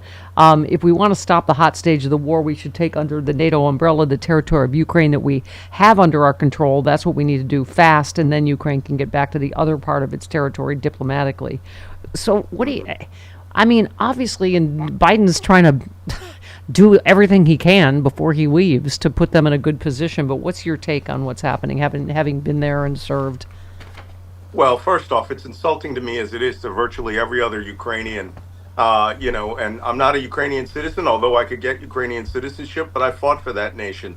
To suggest that Ukraine should just surrender everything Moscow took, which is one of the Trump administration proposals, and create a demilitarized zone, which would stop the conflict, which would allow Russia to reconstitute its army and carry out a surprise attack in the foreseeable future, and consider that some sort of peace.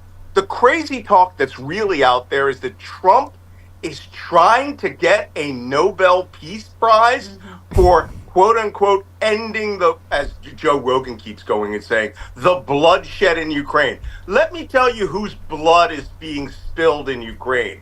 Russian blood. They are losing 1,500 men per day.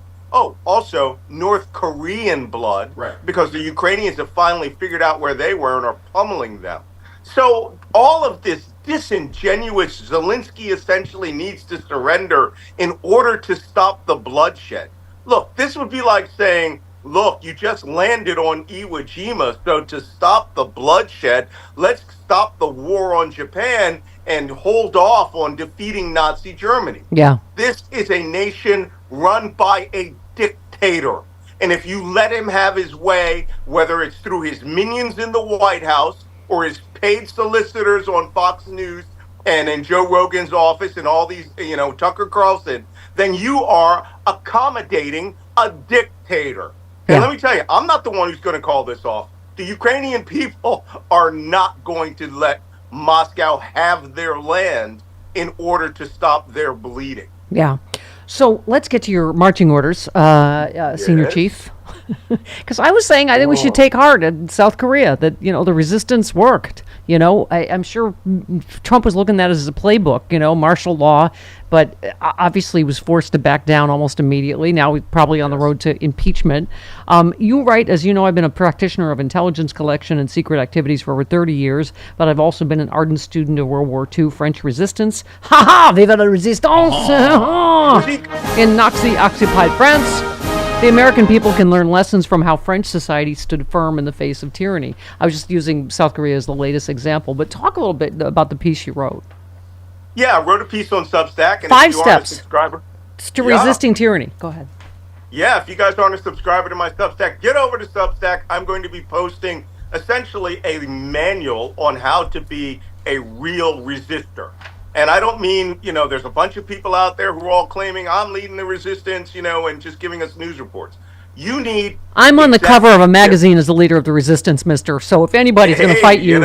And we need lots more of you. If we could just clone you, there you go. That would be so much better, because here's who's not leading the resistance. The Democratic Party. Mm-hmm. And as much as I love them, member of the party, all of this, they are the loyal opposition. They are not the wave that pushes the party to vote properly. And if that's not a case, you wouldn't have seen all this stuff that was going on, Democrats turning on Joe Biden over the pardon and saying it's a violation of the law after Donald Trump pardoned a boatload of criminals, including Jared Kushner's father. Can I just say, Lawrence O'Donnell was right about Democrats pushing Biden out to this. I mean, whether he should have run or not, stayed in, at all, or he got out too late or whatever. The fact is, pushing him out that late was a fatal error, and history shows us that.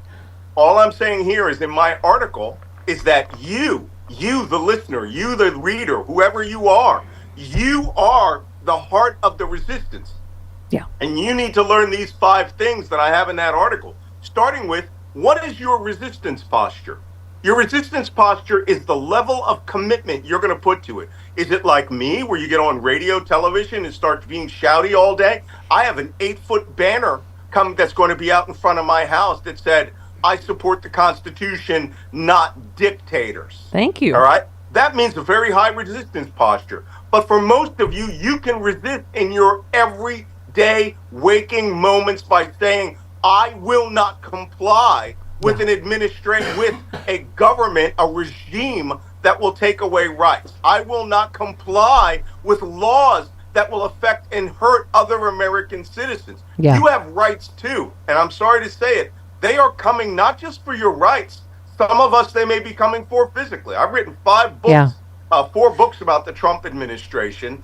And, this time it won't be them pulling me off MSNBC for 3 weeks. Yeah. It may, in fact, be at risk to all of us. But you know what? This is what we need more, is a profile in courage. I was saying earlier, I've been talking about, Mika and Joe going to, Mar-a-Lago, Bill Maher saying he might quit his show because he's putting his pants over Trump. I'm like, what models of really? cowardice? Yes. I'm like, you know what? Model courage and other people will follow. Don't model. And these are white people with millions of dollars. Imagine how the rest of us feel. Somebody wrote a great piece we were very grateful for it, about Stephanie Miller's exhibiting rare courage in American media. Mm-hmm. It shouldn't be rare, Malcolm. It shouldn't be rare. There shouldn't be anything rare about what you're talking about here. I got a quick question. Where are these liberal billionaires? I mean, we raised $1 billion in less than 60 days in this election, and most of that was grassroots. Yeah. Why can't we suddenly raise $50 million to create our own channel? Thank you. So that it doesn't have to be on Sirius satellite, which could have its license pulled at any time. Where is our Joe Rogan? You're as close as we're going to get to that. You know, some of the people who are out there, look, we're not here to talk to the broligarchy Yeah. about, whether their pecs are any, bigger than the other guys and whether they should insult and hate on women. We are here to represent the 30% of Americans that voted for Harris and Walz. Then there's the other 40% of the United States that didn't vote at all. Listen, I have some orders for you. All right. All right. I want you to remember I keep talking to you about changing meta-narratives. Yes. The framework around Trump. 1, only refer to MAGA as the 31. Yes. The 31% of this nation that voted. That is all that MAGA consists of out of the electorate. Yeah. 31%. Start using that. Yep. And the other one is, don't refer to Trump as Trump. I want you all to start referring to him as Mad King Donald. Because like Mad King George, when this nation won its independence, we need to get our independence away from this dictator tyrant that is about to come into office. One last thing. Stop talking in sentences. Start speaking short and plainly. This man is a tyrant in waiting.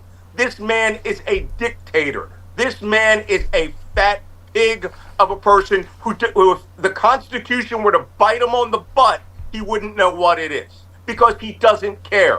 And you've got 60 days to set your resistance posture. Yep. Are you going to actively fight with me, or are you going to be on the down low and make sure that things happen on a even scale and that you support whatever actions are being taken by anyone that is resisting this administration? Resistance music, please. Malcolm writes, of this moment in time, the impending rise of an American dictatorship under the Trump regime has familiar themes in the Nazi occupation of France. Just remember this one truism, he ends, politically no one is coming to your rescue in a dictatorship. You are your own cavalry. Vive la résistance! Vive la résistance! Thank you, my friend. I know all the words of La Marseillaise. Well, I watch Casablanca. I bet you do. I took so many years of French that I know all the words too. That's comforting. Yeah. Okay. No. We love you, Malcolm. Keep fighting the good fight. We're right there with you. See you next week. All right. 51 minutes after the hour. This portion of... Oh, hi, Rudeness. Hi. Hello. Happy Thanksgiving. Happy Thanksgiving. You were just coming out of the chute rude. But Thank you. That's all that one can say is off. Seriously? For anybody saying anything about, Joe Biden pardoning his son, when everyone knows this was a bull charge in the first place, right? Yeah. And as Josh Marshall pointed out, it's like also that would have meant that Hunter Biden would have been subjected to whatever Trump's DOJ would have wanted to do, since it was federal charges and federal prison. So, what would have made you happy? For him to be shivved in prison by someone all hopped up on MAGA meth? I mean, they put a target on his back, and they made him into this enormous enemy to the American people. And so, you're going to get some MAGA guard there at whatever prison he's sent to, or jail. Stupid. Yeah. I'm relieved that he pardoned Hunter Biden. I'm like, let's hope this is a Dark Brandon warm-up act. Yes. He needs to break stuff on his way out. I'm glad he's, arming Ukraine to the teeth as much as he can, at least strengthen their position at the negotiating table before, Trump bends entirely over for Putin and just gives it to him for whatever. Okay, so see, this is what I wanted to see how far you were going to go with that. I know. I was looking at you. Bend over. You're a bad influence.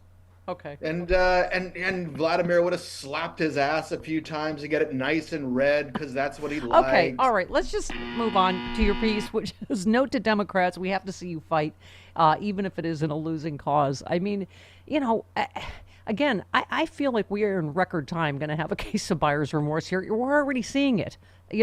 Thanks, media, for reporting, by the way, on where did I have? I mean, so many people commented on this.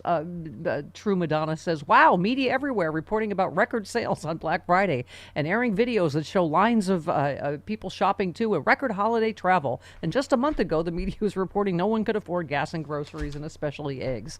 And and now airports are more crowded than they've been in years. I mean, it was obvious just, to hype it one way and now hype it another. And it just feels like everywhere you look, everyone is just bowing down before Trump, getting on his good side Yeah. before he even gets into office. Yeah, yeah.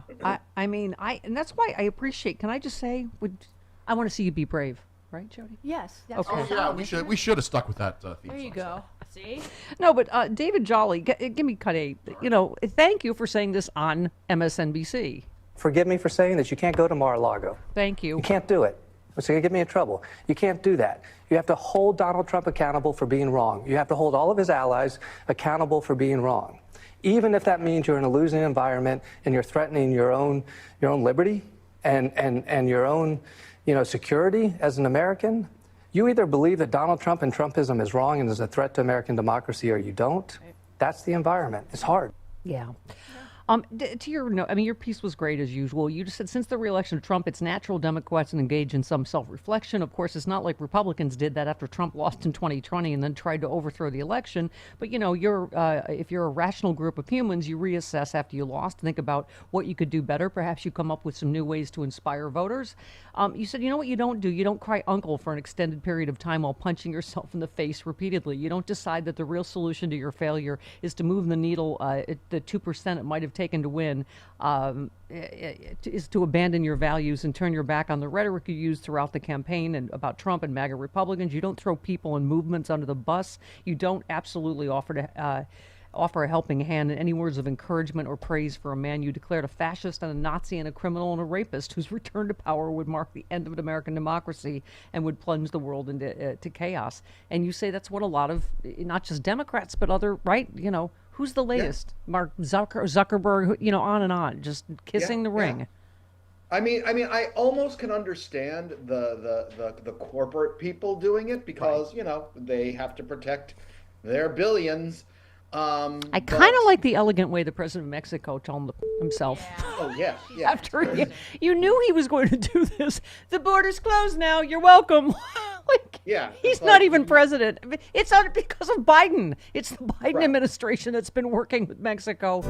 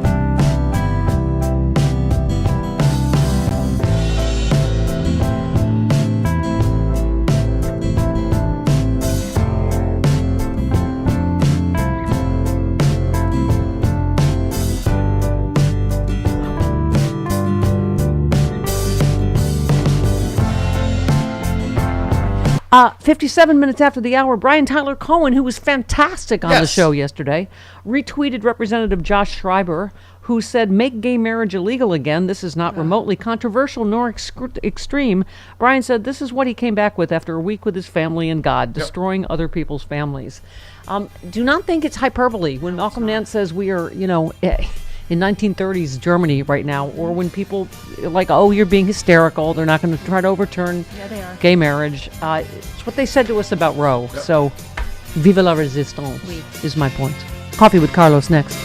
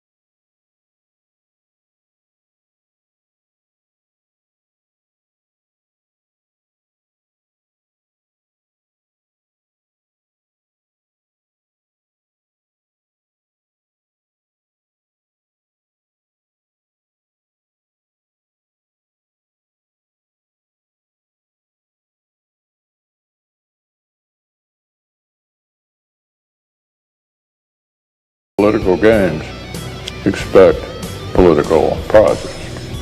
So let's hope these judges do the right thing and enjoy their well-earned retirements.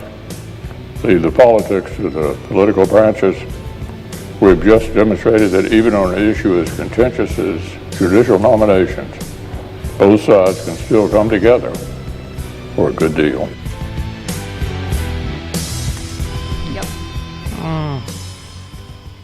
Actually, he makes me want to choke on a piece of lettuce. That was Mitch McConnell talking about, not playing political games with judicial, nominations. That's good coffee. I take it black, like my man. Coffee with Carlos El Rocky. Have a Zimbabwe latte. I'll have a Kenya cappuccino. Jim never has a second cup of coffee at home. Mountain grown coffee. Carlos El Rocky. I was going to make espresso. Handpicked by Juan Valdez. Coffee with Carlos. Good to the last drop. Hola, Carlos. Mitch McConnell is turning into the old man in the Texas Chainsaw Massacre. Yes. Just sucking on a finger or rock. Or it sounds like somebody's got their hands playing a practical joke on a 33 spinning on an RPM and just like slowing it down like, wait a minute, is this what Mitch said? Hey, get your hand off the thing. He's lecturing us on not playing political games, you see, with judicial. Oh my God, I just can't anymore. How low can you what? Has anybody seen The Substance? At the end of the movie, when this thing is crawling towards the star, that's Mitch McConnell. Go see the movie. It's super gross, and so is McConnell. I know. Okay. Oh, by the way, my favorite new Cub reporter here at the Stephanie Miller Show is Carlos El Rocky, live from Disneyland. Oh, that's right? Yeah, take a look. Disney, weekend before Thanksgiving, and a few weeks away from Christmas, packed. People of all ages, cultures, economic backgrounds. And they tried to tell you that Kamala Harris lost the election because of the price of eggs. Yeah. That's what I'm saying. Second highest, what do you call it? What do they call the whole Black Friday? The 5-day. Second highest ever. Second highest sales ever. Second highest sales ever. Yeah. Restaurants highest, packed. Sunday packed. was the highest travel day in the United States ever. Mm-hmm. I am a 49er fan. Sunday Night Football in Buffalo with 15,000 feet of snow. Buffalo is probably that city that would exemplify blue-collar, working-class, stadium packed. Grew up there. People spending money. We're fine. Yeah, I know. It's so... Because we just keep saying that. Like 3 weeks ago, really. And now the media is reporting on this and what the effects of tariffs are going to do to prices. Like now? Right? Media just bent. It's so weird. I remember, again, I'll go back to Charlie Pierce saying how he was not surprised about how Republicans were just cowering, but then the press and then the Joe and the Mika and then the irresponsibility of normalizing this stuff, of not going to Disneyland like I did. Yeah. How about a segment where you go to all these restaurants, where you go to the airport where it's packed, where you go to resorts where they're packed, and go to these people. Have you seen any interviews with Hillary voters, Kamala voters? How we're feeling? No, it's always how can we coddle these right-wing babies? And what do they need? And what do they want? And what are they disgruntled about? When, again, the big story that the media also, it's a point. We lost by 1.5 points. Yeah. Right? I mean, it's... But we had Michael Tomasky on yesterday who wrote a great piece, Carlos. Again, same thing Alan Lichtman said, that the main reason is disinformation. It's not. It wasn't the economy and inflation. It's how the media echoed the right-wing ecosphere about the economy. Right? Yes. All of and that's why all of us were screaming about the actual indicators of the economy, but then that got called talking down to people. And you can't, it's like, all we're saying is provably we're at a 50-year unemployment low. But we have rebounded better than any economy from COVID because of Joe Biden. Nobody. And by the way, Kamala Harris did talk about prices being too high and what to actually do about it and corporate price gouging. So she wasn't talking down to anybody and going, oh, things aren't really bad. She absolutely addressed it.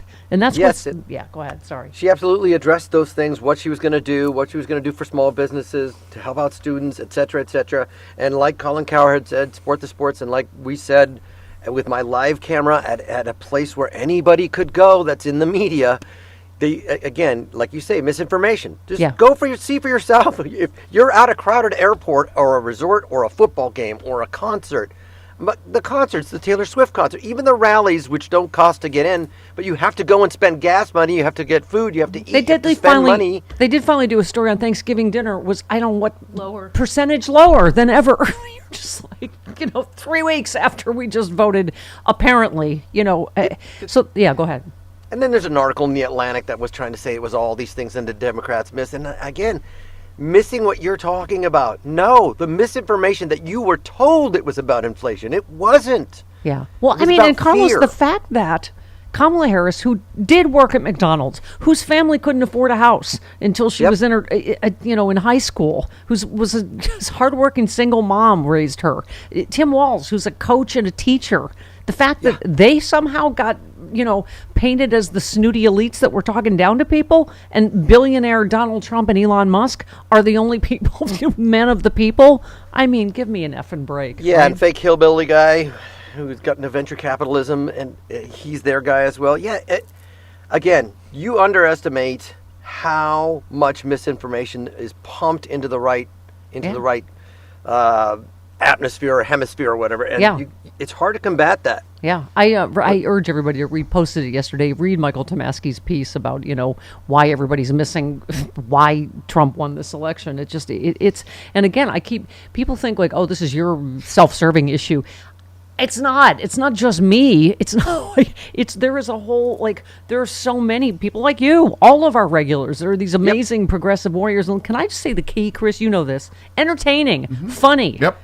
We're not, nobody, but nobody's, we're not dry, like doing talking points, people. And, I'm just saying you're absolutely right. There's no way they have been investing in this right wing. It's not just one network anymore. It's not just Fox, like Michael writes about this. It's all of these networks and podcasts that create this whole system and then the mainstream media gets led by the nose by that. Mm-hmm. Yep. And I have to say, I don't disagree with a thing that Fox News says. But they're entertaining to watch. They're fast moving. Their graphics, they've just got a lot going on. They're good to look at. A lot of them. Fruity Pebbles. Propaganda. Right. Well, yes, they're like they're totally like Fruity Pebbles. Yeah, it's colorful. It's fun. Right. They're fun to watch. Yeah, hey, Fred, Fox News. It's fun. And some of the stuff on the left is not fun to watch. No, I would say, we keep saying this. There's a lot of terrific people, talent on MSNBC. This is why I agree with you, Carlos. Like, not Joe and Mika. Sorry, I think they're dragging down the whole network. That's not what Democrats want to watch.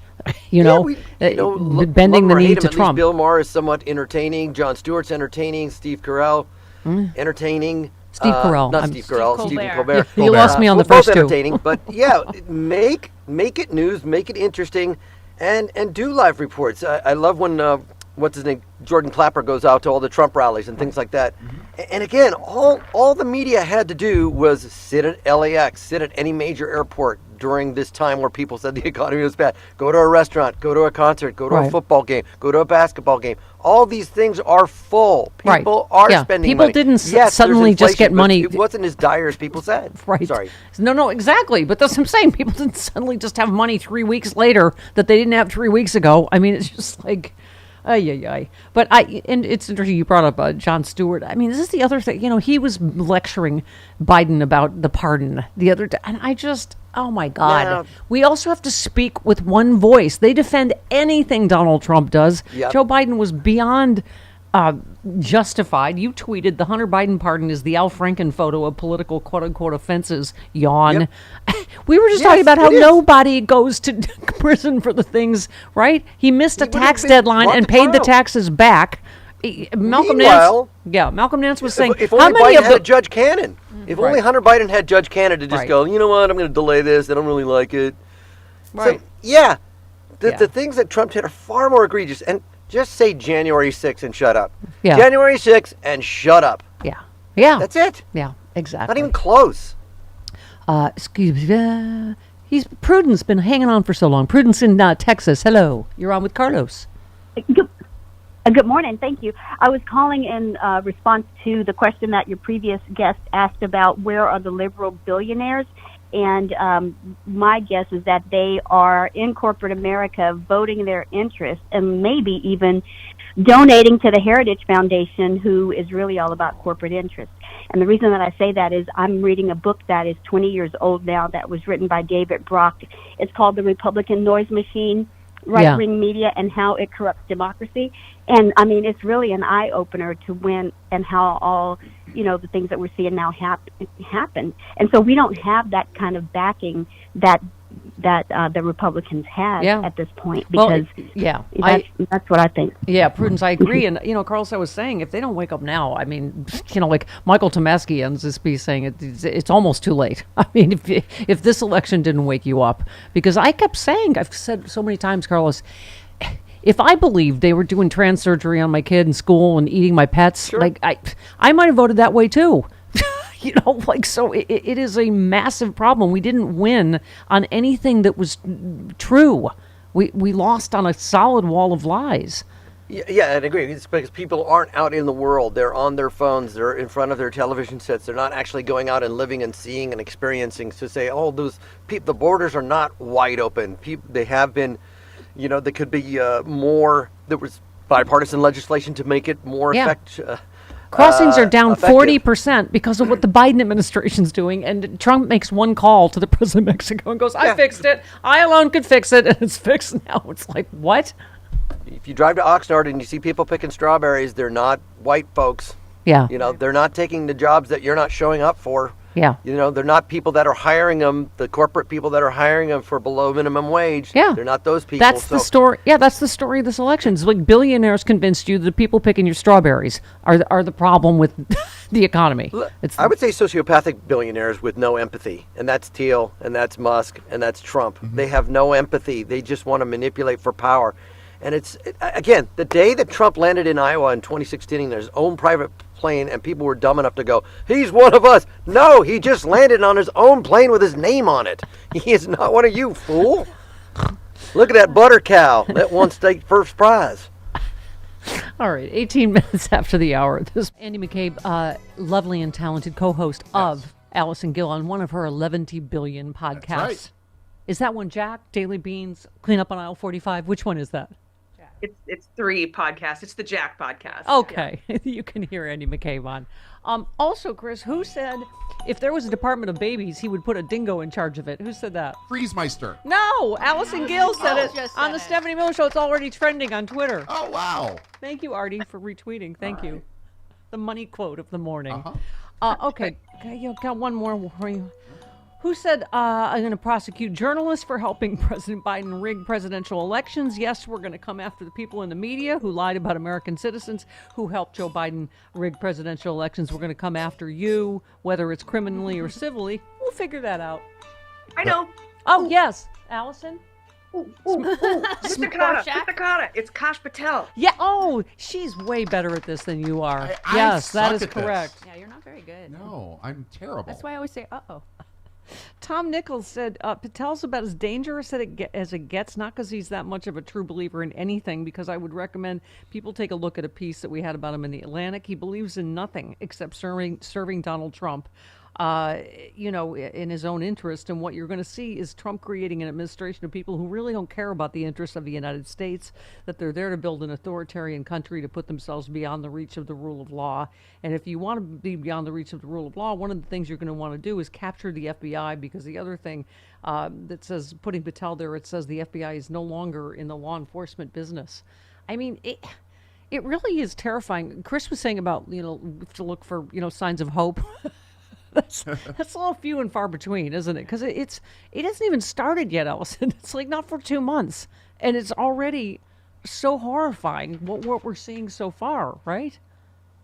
Right. That's why I said we got to get in the trenches and sue death by 1,000 paper cuts, but also we have to flip the Congress, both houses, in 2026, so that we can overturn by law what these agencies, what he's done to these agencies. Yeah. I know what you were thinking next. You were going to say, but what does Laura Loomer think about Hunter Biden's pardon? What? Well, that's important news.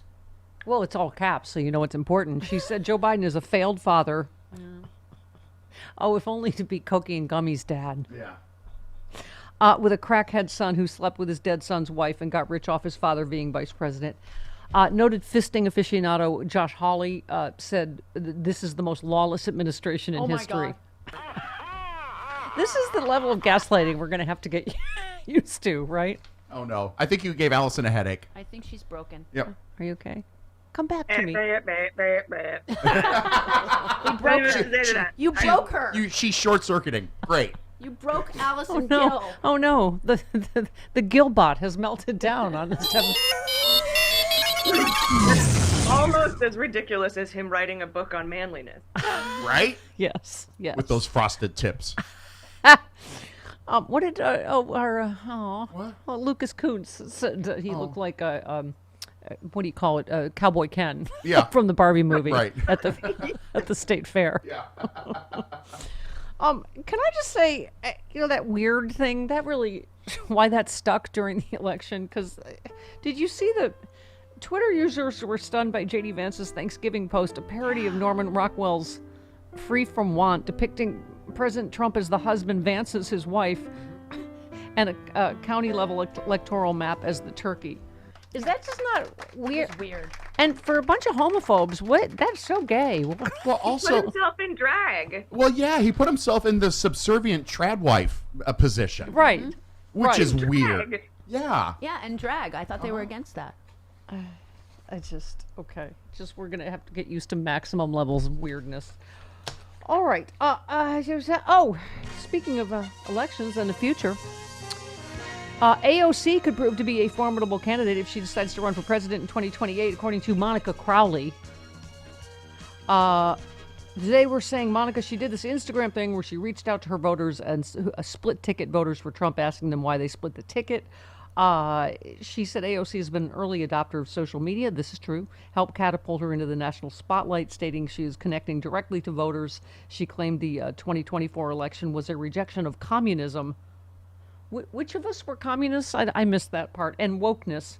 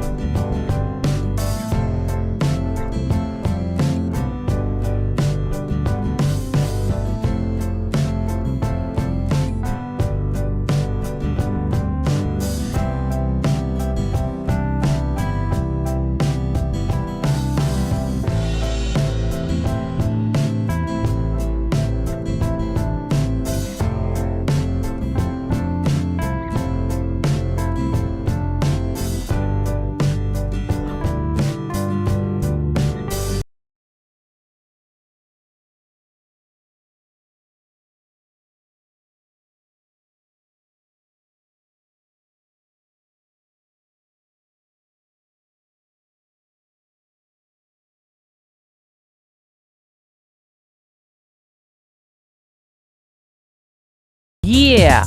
Coffee with Carlos. I was Rocky. Okay, we were talking about with Malcolm just about Zelensky and what's going to happen there. But I swear to God, Trump is going to claim victory no matter what he does. He's going to go, see, I made peace. By giving Ukraine to Russia, I made peace. I'm just looking at this story. Palestinian officials say Fatah and Hamas are closing in on an agreement to appoint a committee of politically independent technocrats to administer the Gaza Strip after the war. It would effectively end Hamas's rule and could help advance ceasefire talks with Israel. So that's happening now under Biden. Trump will go, see, I brought peace to the Middle East, right? I mean, and meanwhile, he's about to appoint apparently a Secretary of Defense that gets drunk and yells, "Kill all Muslims." Repeatedly, right? I mean, it's just, talk about just the regret of these voters in instant time. There were like a couple days after the election. Yeah, Muslims going, wait, what did we vote for? I'm like, oh God. The union folks that came to Trump support only to find that the tariffs might affect them greatly.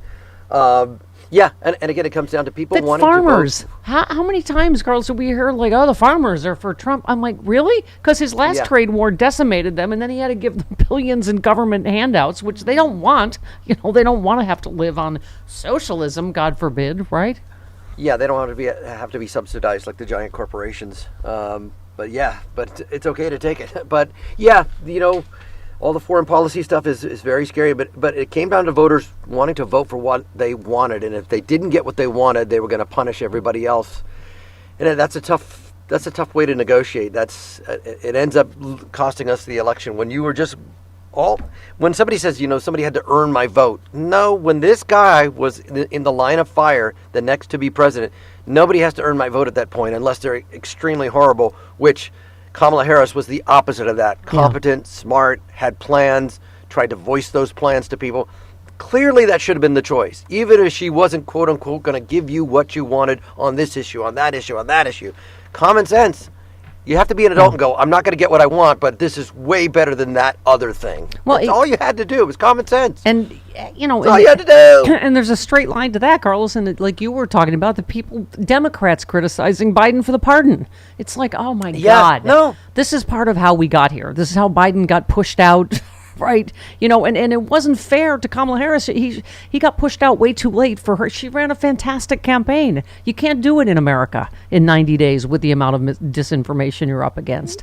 Yeah, then you go back and relitigate and say, listen, Biden probably should have dropped out earlier after year 2 and given it more time. And had primaries and yada yada. But again, with how Kamala did, with all this, we led the show with my hour, at least with misinformation. So again, it doesn't matter which Jesus-born candidate the left would have had, it would not have been able to compete with all the misinformation and the lies. Yep. And that's what they count on. Agreed. I think I know why Trumpy's getting ready to throw over drunky Pete Hegseth.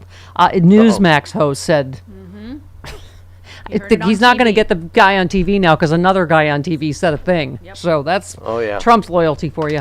Newsmax host Greg Kelly, is that his name? Called on Pete Hegseth to withdraw from consideration.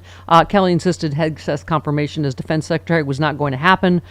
He said it just can't, not after what we're learning about his mother. But if his mother said this, even at one point, you've got a problem. Hegseth's family are praying for Pete, and they want him to get some help and take an honest look at himself. Pete can make a contribution, a big one, unlimited, quite frankly, but not right now.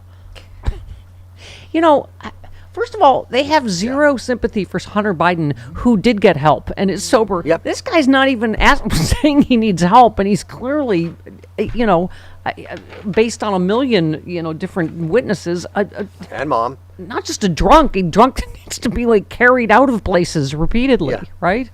Yeah, and again, he's following the playbook of never back down, never apologize, double down on your lies, and just keep going. And again, that's why we lost Al Franken, because he's like, maybe I should do the decent thing because I had my hand in front of somebody's breast in a photo. And maybe I should step down. It's like, no, we're not doing it anymore. So thank you, Joe Biden. We're not doing that anymore. Right. Nope. Yeah. We're playing by your rules. Yeah. By the way, that was a very good point. His hand wasn't even on her breast. We all have done comedy photos. I've done a million of those.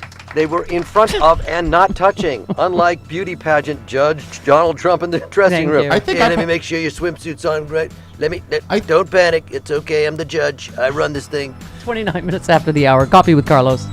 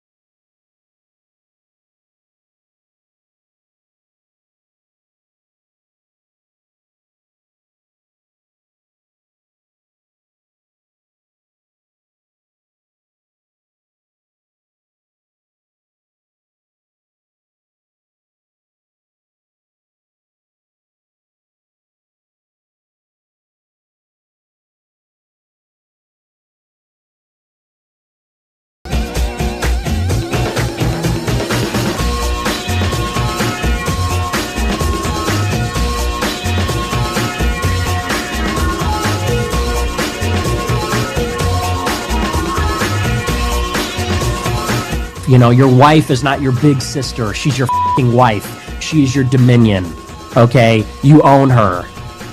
And she is subject to you. She is your subject. She is your helper. You can call her, okay, if you're having sex with her, you can call her whatever you want, okay? On your anniversary, you could call her your queen, whatever the f***, but she's your wife. And she is your dependent, just like your children. Hold on, I'm ready. How would that go over at Vagina Island over there, Nick Fuentes? I was writing all that down. Mm-hmm. Yeah. And I'm gonna go in and say that to your wife and 2 daughters. Dominion. Yeah. Oh no, wait, there's more. Hang on, we have more. Oh, there's more. Yeah. Is this Nick Fuentes? Yes, from his mom's And basement. women should be treated like children, basically. Not like your buddy, not like your best companion. Right. Your best friend should be another guy. Your wife is your wife. Okay. And if you really enjoy the company of your wife that much, I have bad news for you. You're gay. Because that's who really loves the company of women. I've said it so many times, and it's so true.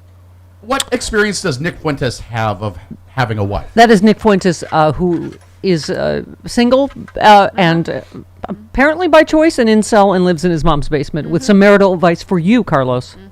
Yeah, I took it all down, and I'm gonna go, honey. Nick said. Good luck. I think Nick Fuentes has more experience being gay than he has being married. There you go. Yeah. Isn't okay? Can we just talk? Is he not obviously gay? What is his psychosis? I don't understand. Someone's only gay if they tell you they're gay. Okay. There's then. Yeah. I think he's doing it for fun and seeing how far he can push the boundaries. But the danger is people are actually believing it. Yeah. Well, yeah, it's part of this whole manosphere we're told was part of this election, right? These dude bros, this misogyny that runs through every section of Trump world, right? If you look like how sectionalized, like Elon Musk looks like a couple of sectional couches pieced together now. I got my new face, my new hair, my body's kind of shaped like a... not even sectionals. You look like a Cybertruck. I love that little thing where they cut it out. He looks more like a bean. I had a beanbags. like a beanbag chair. I had a lime green beanbag chair in the 70s. Yeah. He's a randomly stuffed duffel bag. Just not someone packed really in a hurry. Yeah. And you're like, that's not even. Overly stuffed. They're weird. Again, when you have bad parenting, and let's hope Nick Fuentes never has kids. But when you have you Fortunately, produce the Trumps of the world, you produce the Teals of the world, you produce sociopathic billionaires who just want to live forever in some weird freaking bubble. Who else better to talk about manliness than Lindsey Graham, who has expressed some doubt over the manliness of Pete Hegseth. He said, I think some of these articles are very disturbing. He obviously has a chance to defend himself here, but some of this stuff it's going to be difficult. He's concerned. I'm concerned. Lindsey. I just don't want to tee off with him from the Red Tees. I'm not going to share my golf cart with him. Tracy in Mesa, Arizona, everybody. Hi, Tracy. How you doing?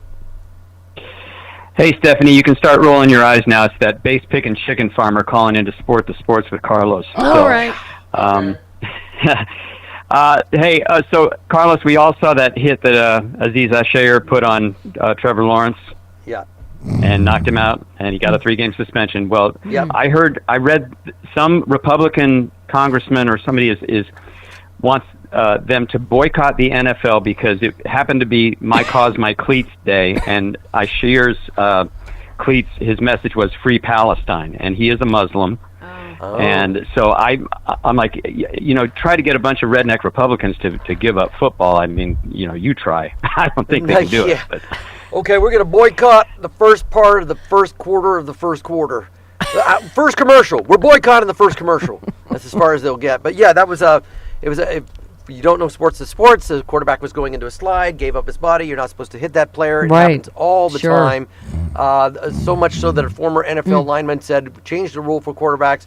No more sliding because it's too hard for a defensive player to pull up in that moment. Okay. They have to slide and lean forward. So I that would understand. eliminate You know what? players Listen, getting hit. It happens all the time. my distraction from politics is Madam Secretary because Tia Leone's hot, and it's like a dream world where we have a smart, fantastic woman in charge.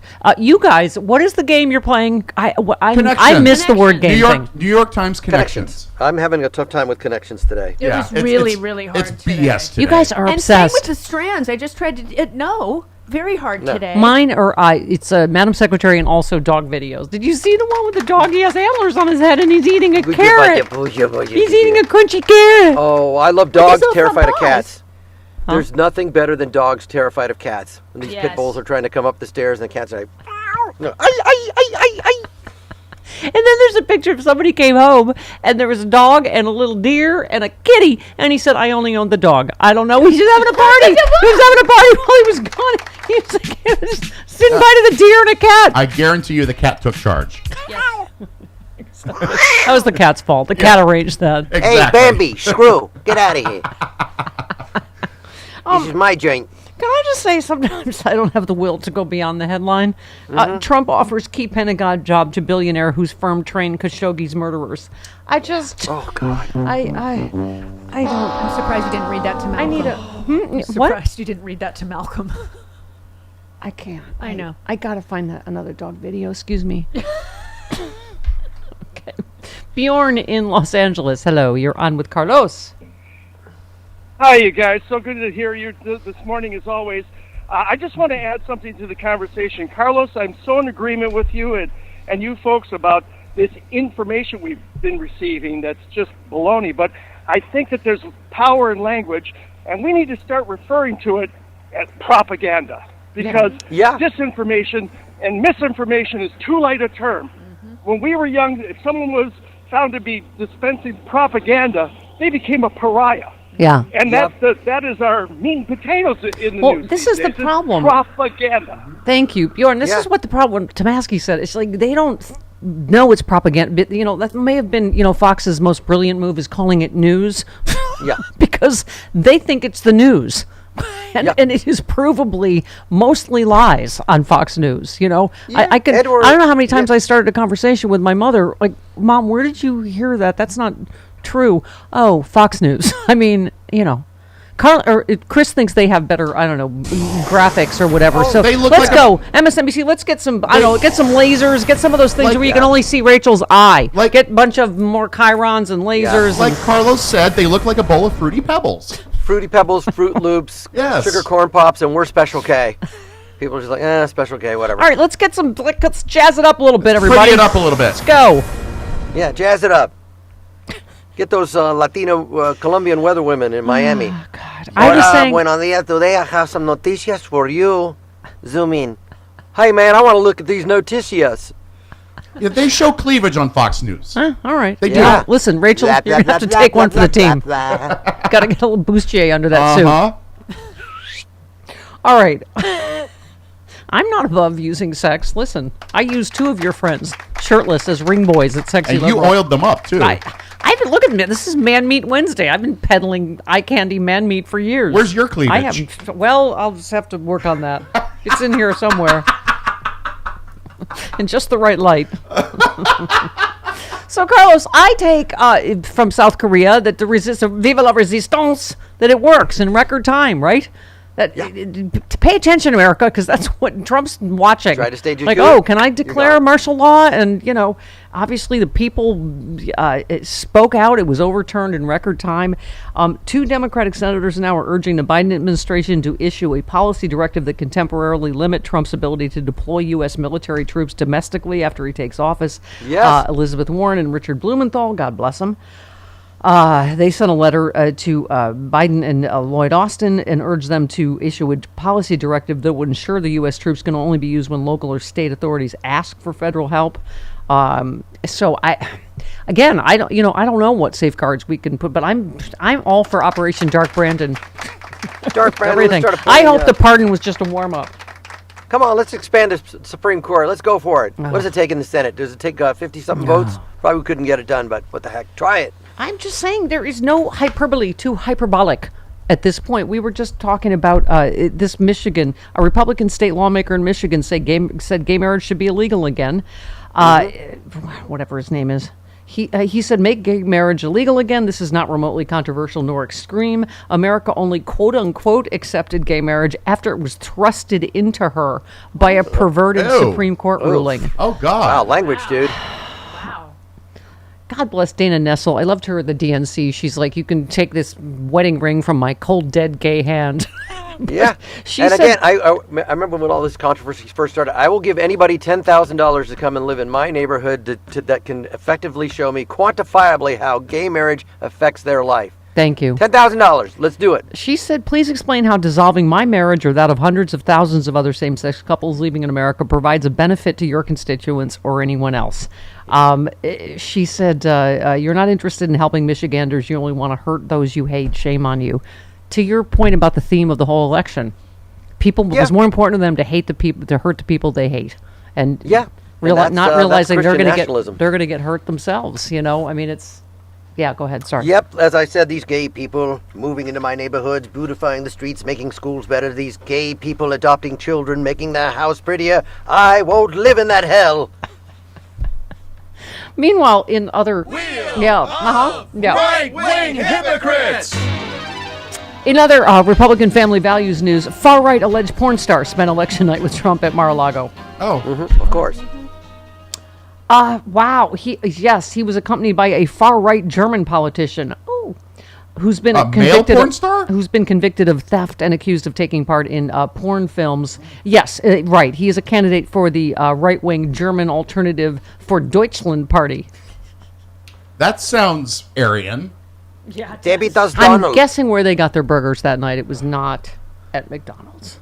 But that guy was with Trump, and then they went for a little, for a midnight run too. And never mind. Really? Let's go to the White Castle. The Hitler burger, the Hitler burger. I go now to the Hitler burger to get myself my lunch. You don't hear Deutschland enough. Okay.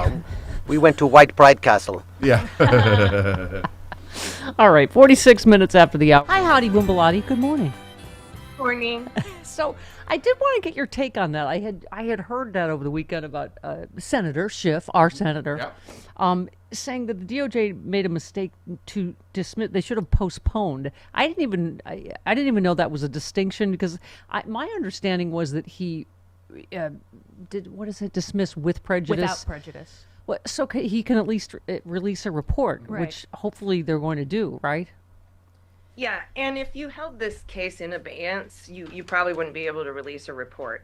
But the 1973 and 2000 Office of Legal Counsel memos of very brilliant lawyers who interpret the actual Constitution of the United States says holding a case in abeyance is the same as prosecuting or indicting a sitting president.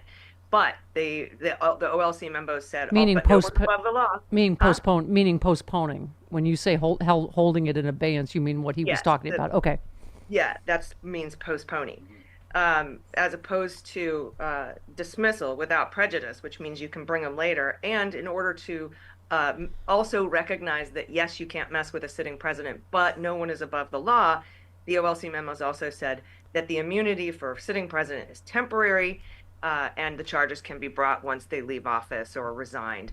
But the whole argument, I think, is moot, because whether they hold it in abeyance or dismiss without charges and bring charges later, you're going to have 800 things go a certain way in order to reopen this case, and it's probably not going to happen. Yeah, I know.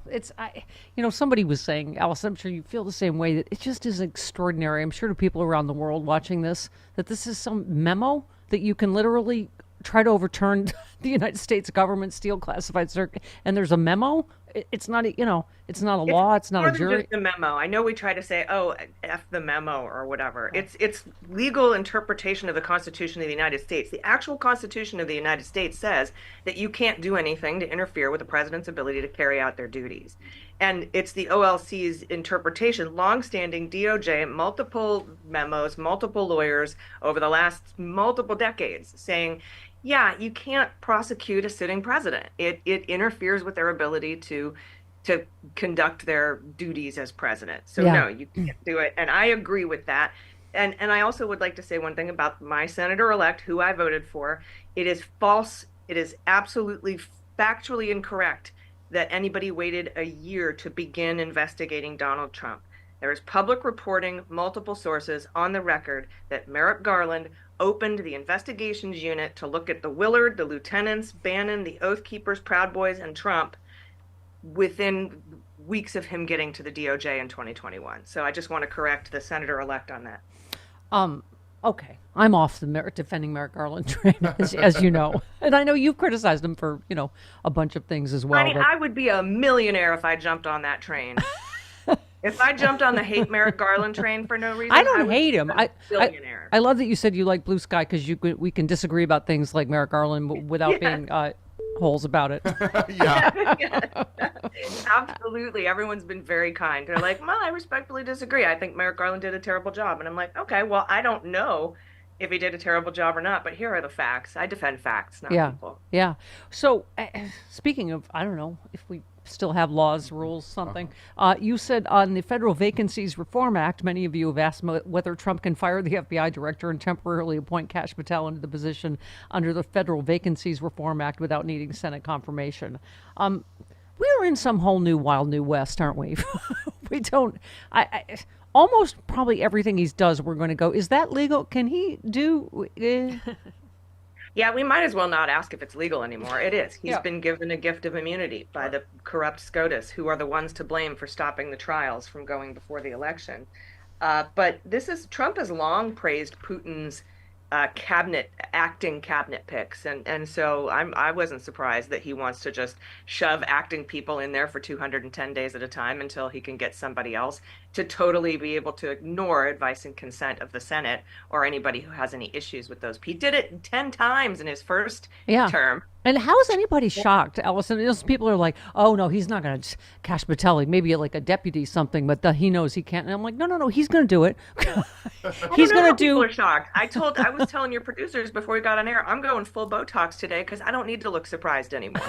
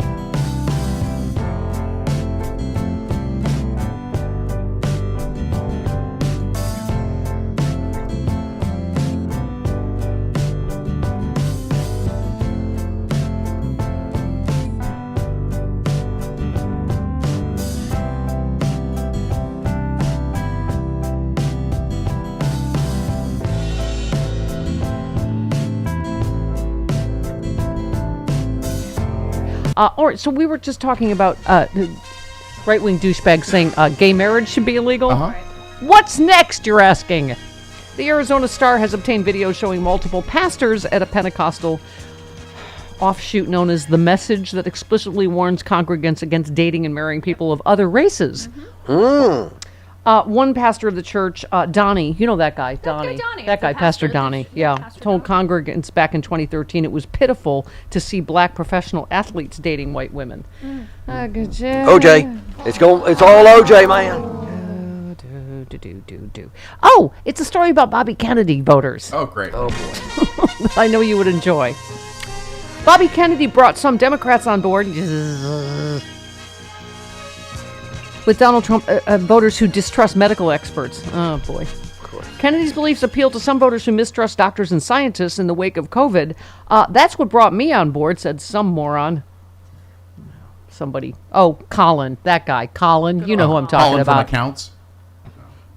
Who refused the COVID vaccine for his family and listens to alternative health podcasts. Oh, okay. Colin, you got those reports for me? Yeah. Colin, get those reports to me, quick. Leave me alone. I'm taking ivermectin.